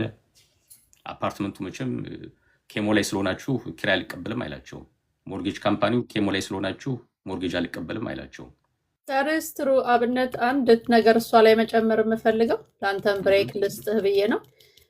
የሚቀጥሉትን ከመዝጋታችን በፊት ያሉትን 20 እና 30 ደቂቃ ለጥያቄዎች እንሰጣችኋለን። ኮመንት አንብብ ለምትሉት አብነት ሂዝና ቲክታከር ኦር ኮሜንታተር እና አስተማሪ ሲሆን ይኸውላችሁ ሰው ፐርፐዙ ኤዱኬት የማድረግ ሲሆን ኮመንቱን አያይም። ዳስ ዋይ አም ሂር። ኮመንቱ ጠቃሚ ነው፣ መልስ መሰጠት አለበት ብዬ የማስበውን እየጻፍኩኝ ነው እሰጠዋለሁኝ፣ ይመልሳል። ከኤክስፕላኔሽኑ ፕሮሞሽን የበዛው የምትሉ ደጋግሜ መልሻለሁ። ዩ ክን ሊቭ ሲምፕሊ በቃ ኢፍ ዩ ና ወርዝን ዩር ታይም ኦነስትሊ ሊቭ ማድረግ ትችላላችሁ። ጉግል ደግሞ ጥሩ ኤክስፕላኔሽን ይሰጣል። እዚህ ጋር ቁጭ ብሎ በቋንቋችን እያወራ ላልሰጣችሁ ጉግል ላይ ገብታችሁ ወርዝ ላይፍ ኢንሹራንስ ብትሉ ቻት ጂፒቲ 2 ፔጅም ሊሰጣችሁ ይችላል። አያይዘህ ብትመልስልኝ ደስ የሚለኝ እኔም ከላይፍ ኢንሹራንስ ኤጀንት ላይሰንሴን ስሰራ ያገኘሁትን ኤዱኬሽን እና አሁን በመሰራው ሄልዝ ኢንሹራንስ ላይ ስለሆነ ከኔ ኤክስፒሪየንስ ብዙ ሰዎች ኮንሰልት ሳረግ ስናረጅ እኮ ሜዲኬር ቴክ ኬር ያደርገናል፣ ለምንድን ነው ኢንሹራንስ የምንፈልገው ይላሉ። ሜዲኬር ፈርስት 100 years ነው ሆስፒታል ላይ ገባን ሰው ቴክ ኬር የሚከፍለው። ከዛ በኋላ ግን 100 days years ያልሽ መስሎኝ ነው። ኖ ፈርስት 100 days ብቻ ነው የሚከፍለው። 100 years ከከፈለላቸው ምን ያደርግላቸዋል ላይፍ ኢንሹራንስ? ከ100 days በኋላ ግን አንድ ሰው ሪሃብሊቴሽን ሴንተር ቢገባ እንደ ስትሮክስ፣ ኪድኒ ፌሊየር፣ ሃይ ብለድ ፕሬሸር፣ ዳያቤቲክ ሆኖ ሎንግ ተርም ኬር ለሚያስፈልገው ሰው ከ100 days በኋላ የሚከፍልለት የለም። እንግዲህ እኔ የማውቀው ግን ብዙ ሰዎች ይሄንን ስለሚሉና መስሪያ ቤታችን ደግሞ ላይፍ ኢንሹራንስ አለን አሪፍ ነው ወይ ተብለሃል። ሁለተኛ ሜዲኬር ይተክልናል። ሌላው ደግሞ በሪስክ አለ ወይ ከላይፍ ኢንሹራንሳችን ላይ ወስደን ኢንቨስትመንት ብናደርገው አሉ። ይሄ ኢምፖርታንት ነው ብዬ ስላሰብኩኝ እነዚህ ነው ከኮሜንቶች ላይ የጻፍኩት። ቴንክ ዩ አብነት። ጥሩ መጨረሻም ካስፈለገን መልሰዋለን። ግን ዋናው ምንድነው አንድ ሰው ኢንሹራንስ ሲገባ ምንድነው ቤኔፊቱ? እና ዋናው ቶፒካችን ዛሬ ደግሞ ካፒታል ሪሳይክሊንግ ነው። ገንዘብ እንዴት ነው የምናገላብጠው በላይፍ ኢንሹራንስ ውስጥ የሚለው ነው። ፖይንቴ ወደሱ ለመምጣት ነው። ስለዚህ ላይፍ ኢንሹራንስ የሚገባ ሰው የመጀመሪያው ቤኔፊት መቀበሪያውን ማግኘት ነው። ሁለተኛው ያ ሰው ቢሞት ወይ ብትሞት ቤተሰቡ የሆነ ገንዘብ ያገኛሉ። እንዳቅማችን 100,000 200,000 500,000 እንዳቅማችን ማድረግ እንችላለን።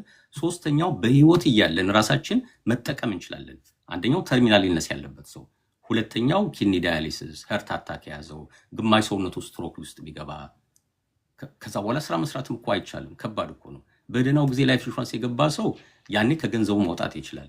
ስትሮክ ከያዘው በኋላ ካምፓኒ ኢንሹራንሱም አይቀበለውም። ስለዚህ በህይወት እያለው መጠቀም ይችላለሁ። ዋናዋ ደግሞ ሎንግ ተርም ኬር ወይም ደግሞ ክሮኒክ ኢልነስ የሚሏት አለች። እሱ ደግሞ የእድሜ ልክ ጣጣ ውስጥ ብንገባ እድሜ ልክ የሚያስተኛ በሽታ ቢመጣብን ወይም በእርጅና ምክንያት ወደ ሆም ኬሮች መሄድ ብንፈልግ ሜዲኬር የሆም ኬር ኮስት አይሸፍንም፣ ሜዲኬድ ይሸፍናል። ሜዲኬድ ለመሸፈን ግን የድሃ መሆን አለብን። አካውንታችን ላይ $2,000 በላይ በታች ነው መሆን ያለበት፣ ወይ ከኪሳችን ነው መክፈል ያለብን። 6,000 ብር 7,000 ብር በየወሩ ይከፈላል ለሆም ኬር ኤጀንሲዎች። ከየት ይመጣል? በ70 ዓመቴ በ80 ዓመቴ 6,000 ብር ከየት አምጥቼ ነው የምከፍላቸው? በደህናው ጊዜ ላይፍ ኢንሹራንስ ሎንግ ተርም ኬር ያላት ላይፍ ኢንሹራንስ የገባ ሰው ወይም ክሮኒክ ኢልነስ ያላት ላይፍ ኢንሹራንስ የገባ ሰው ግን ከኢንሹራንሱ እያወጣ መክፈል ይችላል። ለኢንሹራንሱ ከከፈለው ላይ አይደለም እኮ ከዴዝ ቤኔፊቱ ላይ ነው የሚከፍለው። ሰዎች ጥቅም አላት። አራተኛዋ ወፍ የምትመታው በአንድ ፖሊሲ የምትመታዋ ደግሞ የካሽ ቫሊዩ የምትባላለች። ኤክስትራ ካሽ እንሰጣለን እንደ ቆም ማለት ነው። ይሄን ያህል ብር ኢንሹራንስ ለእናንተ ውሰዱ። ለነዚህ ለሶስቱ ቤኔፊቶች ለመቀበሪያው በሞት ቤተሰብ ለሚያገኘውና በህይወት እያለው ብጎዳ ብታመም ለማወጣው ኢንሹራንስ ቤኔፊቶቹ ለሚባሉት ይሄን ያህል ብር ከፍያቸዋለሁ።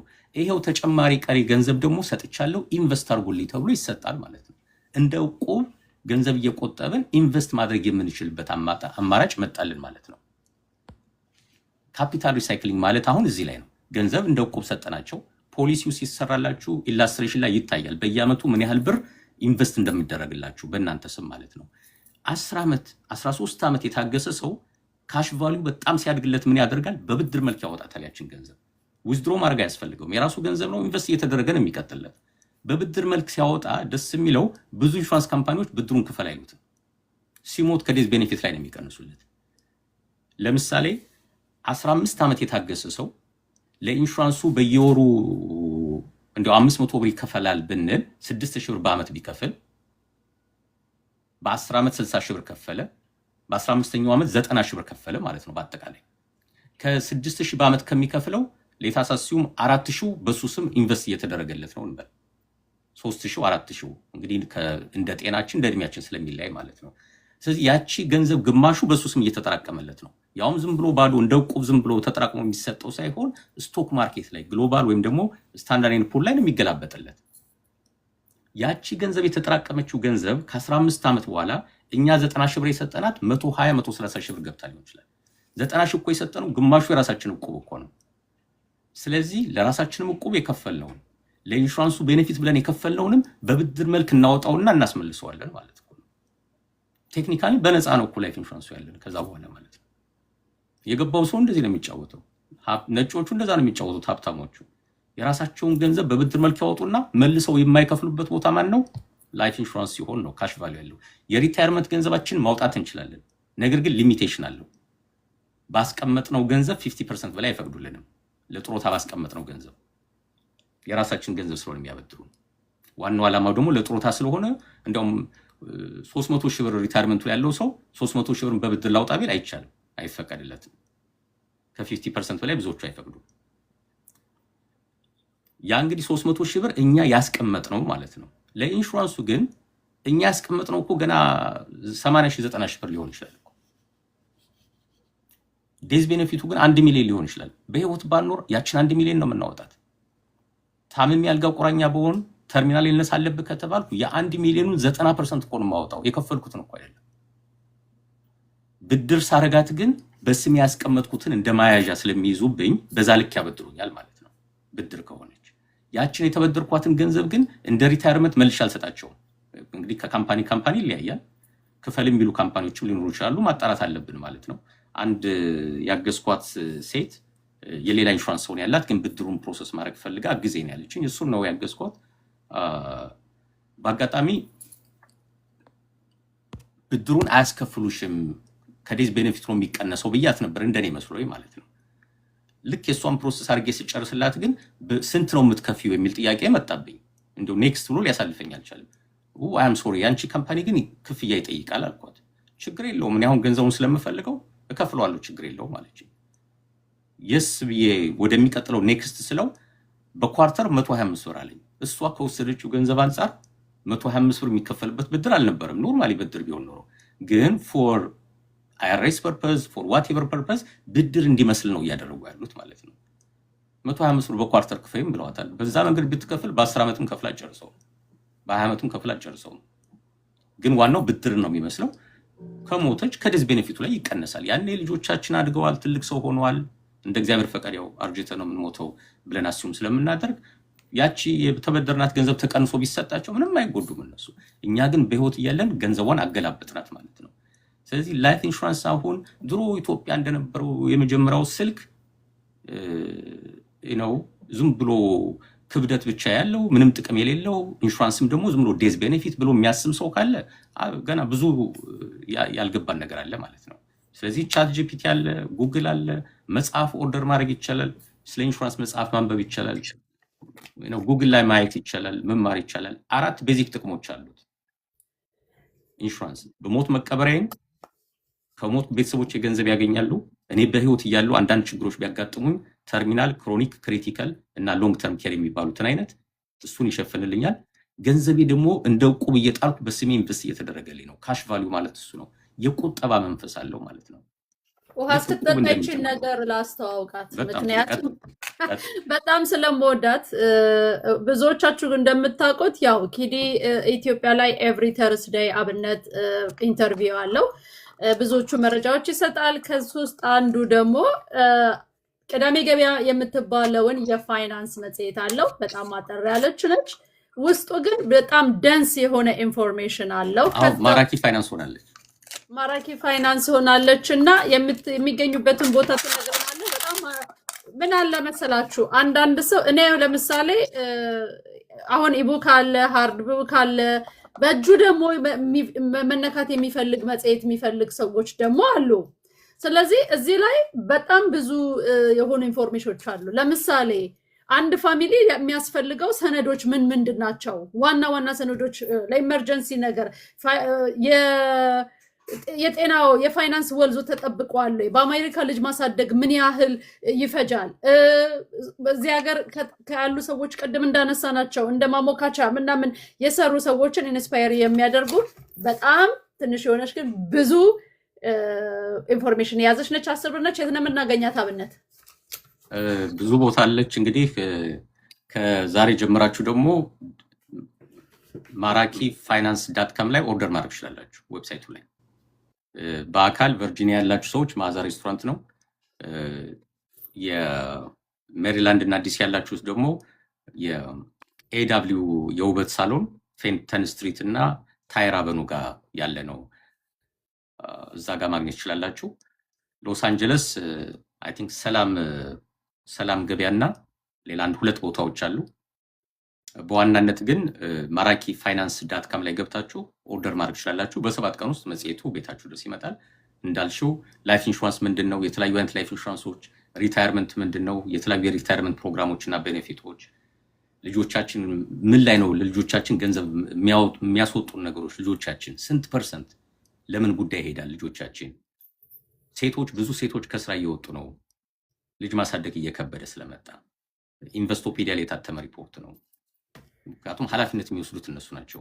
ወላጆች ሲታመሙና ልጆች ሲታመሙ ወይም ልጆች ቁጥራቸው ሲጨምር 2፣ 3፣ 4 ልጅ ሲመጣ ቅድሚያ ኃላፊነቱን የሚወስዱት ሴቶች ናቸው። ብዙ ሴቶች ከስራ እየወጡ ነው። ስለዚህ ለጥሮታቸው ገንዘብ የላቸውም፣ እያስቀመጡ አይደለም ዳይሬክት ደሞዝ ስለማይኖራቸውና ይህን በሚመለከት እዛ ላይ ጽሁፎች አሉ፣ ብታዩት ጥሩ ነው። ማራኪ ፋይናንስ .com ላይ መግባት ትችላላችሁ። የኛ ዌብሳይት እዚህ ቲክቶኩ ከላይ ማራኪ ሶሉሽን .net የሚላለ እሱ ስትገቡ ማራኪ ፋይናንስን ታገኟታላችሁ። ካልሆነ ዝም ብላችሁ ማራኪ ፋይናንስ .com ብሎ በመጻፍ ዌብሳይቱን ከፍታችሁ ስክሮል ስታደርጉት ከታች የማራኪን ፋይናንስ መጽሔት እዚህ ማዘዝ ትችላላችሁ ይላል። ፎርሙን ትሞላላችሁ። እዛው ስትከፍሉ ቀጥታ ወደኛ ይመጣል። $10 ናት አንዷ መጽሔት የምትሸጠው። አንዷ እዛ ውስጥ ያለችው 3 ፔጅ ብቻ $10 በላይ ወርዝ ታደርጋለች። አንዷ 3 ገጿ ብቻ በየቤታችን መቀመጥ ያለባቸው ዶክመንቶች። እኔ ጋር በጣም ማዝነው በተለይ ሴቶቹ የሚያሳዝኑ እናቶች ባለቤቷቸው የሞትና የቤት ካርታ ምን እንደሆነ አያውቁም። ቤት አላቸው እኮ የት እንዳለ አያውቁም። ስለ ልጆቻቸው ዶክመንት ሁሉን ነገር ቴክ ኬር ሲያደርግ የነበረው ወንድ ይሆንና ለሱ አሳልፎ ይሰጡታል። ድንገት በአደጋ ሊሞት ይችላል፣ ሳይዘጋጅ ሊያልፍ ይችላል። ዶክመንቶቹ እንዳለው አያውቅም። በአንድ ወቅት እንዲያውም የሆነ ሰው ሙሉ የልጆችን ፓስፖርት ምናምን ሁሉ ወስዶ መስሪያ ቤት ውስጥ እንደቆለፈው መሳቢያ ውስጥ እንዳስቀመጠው ወደ ቤቱ ተመልሷል። ረስቶታል። እዛው ላይ ያለው የለም፣ ሰውየው ምንም ነገር የለም። በቃ መስሪያ ቤት ሰዎች ደግሞ እንዳለ መሳቢያ ውስጥ ሰብሰብ አድርገው በካርቶን አድርገው አስቀምጠውታል። መሳቢያ ውስጥ ያሉት ዶክመንቶች በፖስታ በምናምን የልጆቹ ዶክመንቶች አሉ።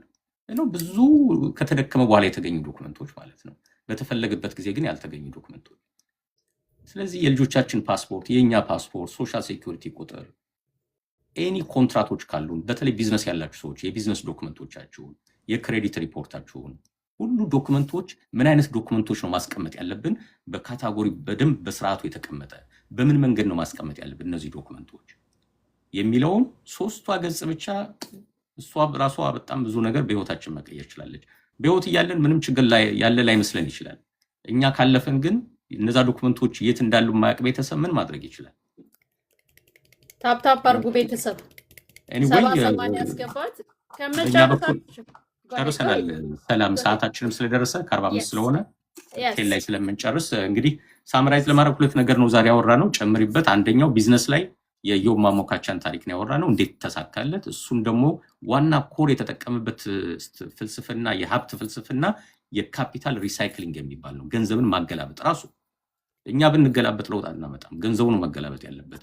ስለዚህ እኛ ደግሞ ላይፍ ኢንሹራንስ ተጠቅመን እንዴት ካፒታልን ሪሳይክል ማድረግ እንችላለን፣ ሪታየርመንት አካውንታችን ተጠቅመን በራሳችን ገንዘብ እንዴት ከዕዳ ነፃ መውጣት እንችላለን።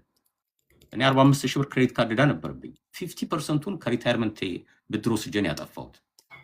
ልክ ገንዘቤን ስከፍል ከሪታየርመንቱን ክሬዲት ስኮር ባንዴ ወደ 800 አደገልኝ። ከዛ ሌላ ቦታ ፐርሰናል ሎን ወስጄ ግማሹን ዘጋሁት። ባንዴ 0 ገባ ክሬዲት ካርዴ ማለት ነው። ስኮሬ ወደ 800 ምናምን ሄደ። በቃ ከዛ ጀምሮ ሌላ ጣጣ የብድር ጣጣ ውስጥ የለሁበትም፣ አምልጫለሁ። ግን የተጠቀምኩት ሳይንስ ማለት ዝም ብሎ የሆነ የኒውክሌር ሳይንስ አይደለም። የራሴን ገንዘብ አውጥቼ ሪሳይክል አደረኩት። ቀላል ፍልስፍና ናት። የትኛውም ባንክ ግን ይሄን አልመከረኝም። ያኔ 45,000 ብር ክሬዲት ካርድ በነበረ ሰዓት ኑሮ ከብዶኝ ደሞዜን በሙሉ ክሬዲት ካርድ ለመክፈል በምጠቀምበት ጊዜ እንደው መፍትሄ ማገኝ መስሎኝ ጣጣ ውስጥ ያስገቡኝ ባንኮች ጋር ተመልሼ ነው የምሄደው። በቃ ገንዘብና ባንክን አይምሮ ላይ አሶሼት አድርጌዋለሁ። የገንዘብ ጉዳይ ማለት ባንክ ነው ብዬ የችግሩ ፈጣሪዎች እነሱ ሆኖ እንዴት መፍትሄ ሊሰጡኝ ይችላሉ? እዛም የሄድባቸው የባንክ ኦፊሰሮች አድቫይዝ የሚያደርጉኝ ሌላ ተጨማሪ ክሬዲት ካርድ እንዳወጣ ነው። አንድ ችግር በሌላ ችግር። የእከክ መድኃኒቱ ምንድን ነው? እከካው ነው የሚሉኝ እነሱ። እንደዚህ አይነት መድኃኒት የለም። ማከክ መፍትሄው አይሆንም። አንድን ክሬዲት ካርድ በሌላ ክሬዲት ካርድ መክፈል መፍትሄ አይሆንም። ማምለጥ ብቻ ነው መፍትሄው። የምናመልጠው ደግሞ ካፒታላችንን ሪሳይክል በማድረግ በማገላበጥ የራሳችን ገንዘብ ተበድረን ከዕዳ ነፃ መውጣት እንችላለን። የመንግስት ገንዘብ ተበድረን የመንግስት ፕሮጀክቶች ላይ መሳተፍ እንችላለን። የመጽሔቷ ዌብሳይት ምን ነበር? ማራኪፋይናንስ.com። ኦኬ። እኔ የሚቀጥሉትን 10 ሚኒቶች እንትን ላለው 5 ሚኒቱን ለታታ ልስጠው። ራሱን አስተዋውቅንን። አብነት ሻይ እስከሚጠጣ ታታ ቴላስ who you are what you do። የሚቀጥለውን 10 ሚኒት እዘጋለሁኝ የቀረውን ጥያቄና ዌብሳይታችንና ቢዝነሳችንን አስተዋውቄ እዘጋለሁ። እሺ፣ ሰላም እንዴት አመሻችሁላችሁን? በድጋሚ እኔ እንግዲህ ታጠቅ ባላለው ታታቴክ ቴክኖሎጂ ኤልኤልሲ የሚባል ባለቤት ነኝ። ቴክኖሎጂ ውስጥ በአይቲ ኢንዱስትሪ ውስጥ ትልቅ 25 ዓመታት ቆይቻለሁ። ኢንድ ቱ ኢንድ የሆኑ የፕላትፎርሞችን ክሬት እናደርጋለን።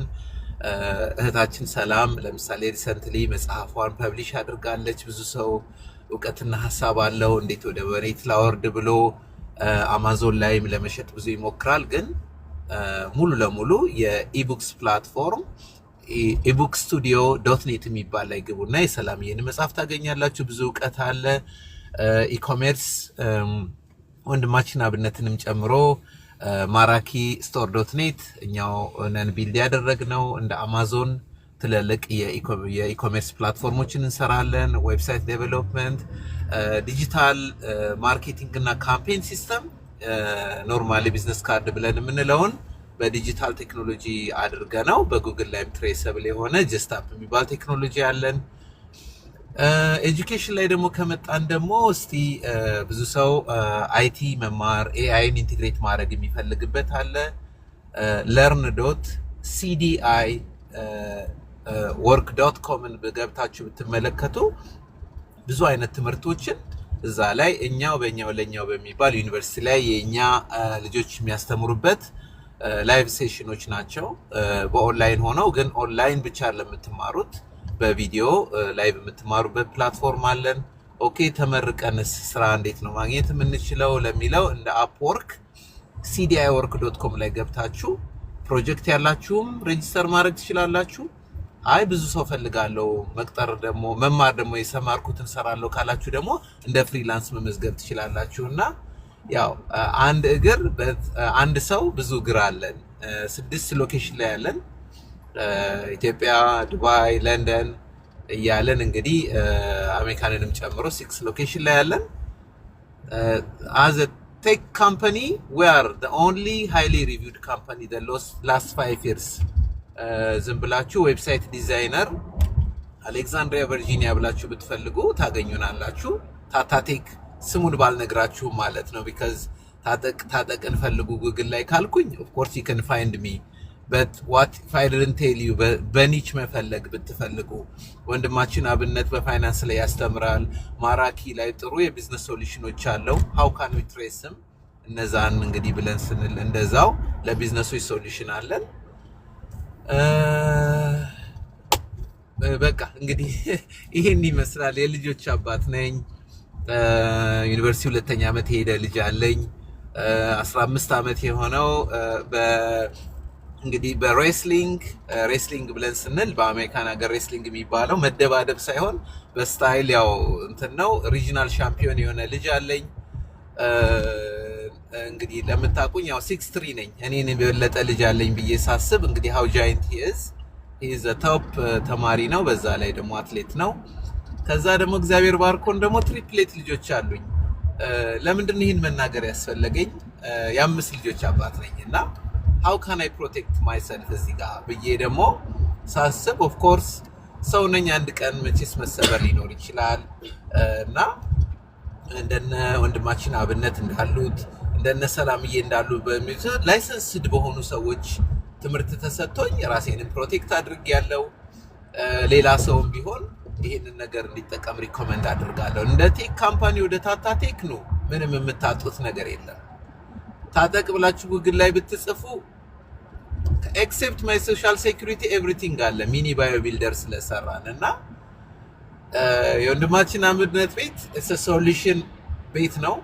እኛንም ኤክስፕሎር በደንብ እንድናረግና ብዙ ሰው እንዲያቀን እድል ሰጥቶናል። በጣም ሳላመሰግነው አላልፍም።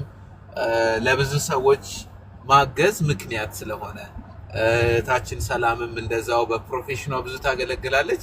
እኛንም ወደዚህ ስታመጡን ደግሞ ቴክን ከፈለጋችሁ ታታ ቴክ I can tell we will let you to learn a lot እና ተጠቀሙብን እንበል።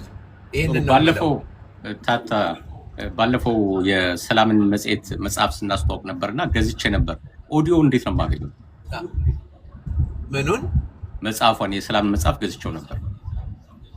ኦኬ መልካም። ከኦንላይን መጽሐፉ ሲገዛ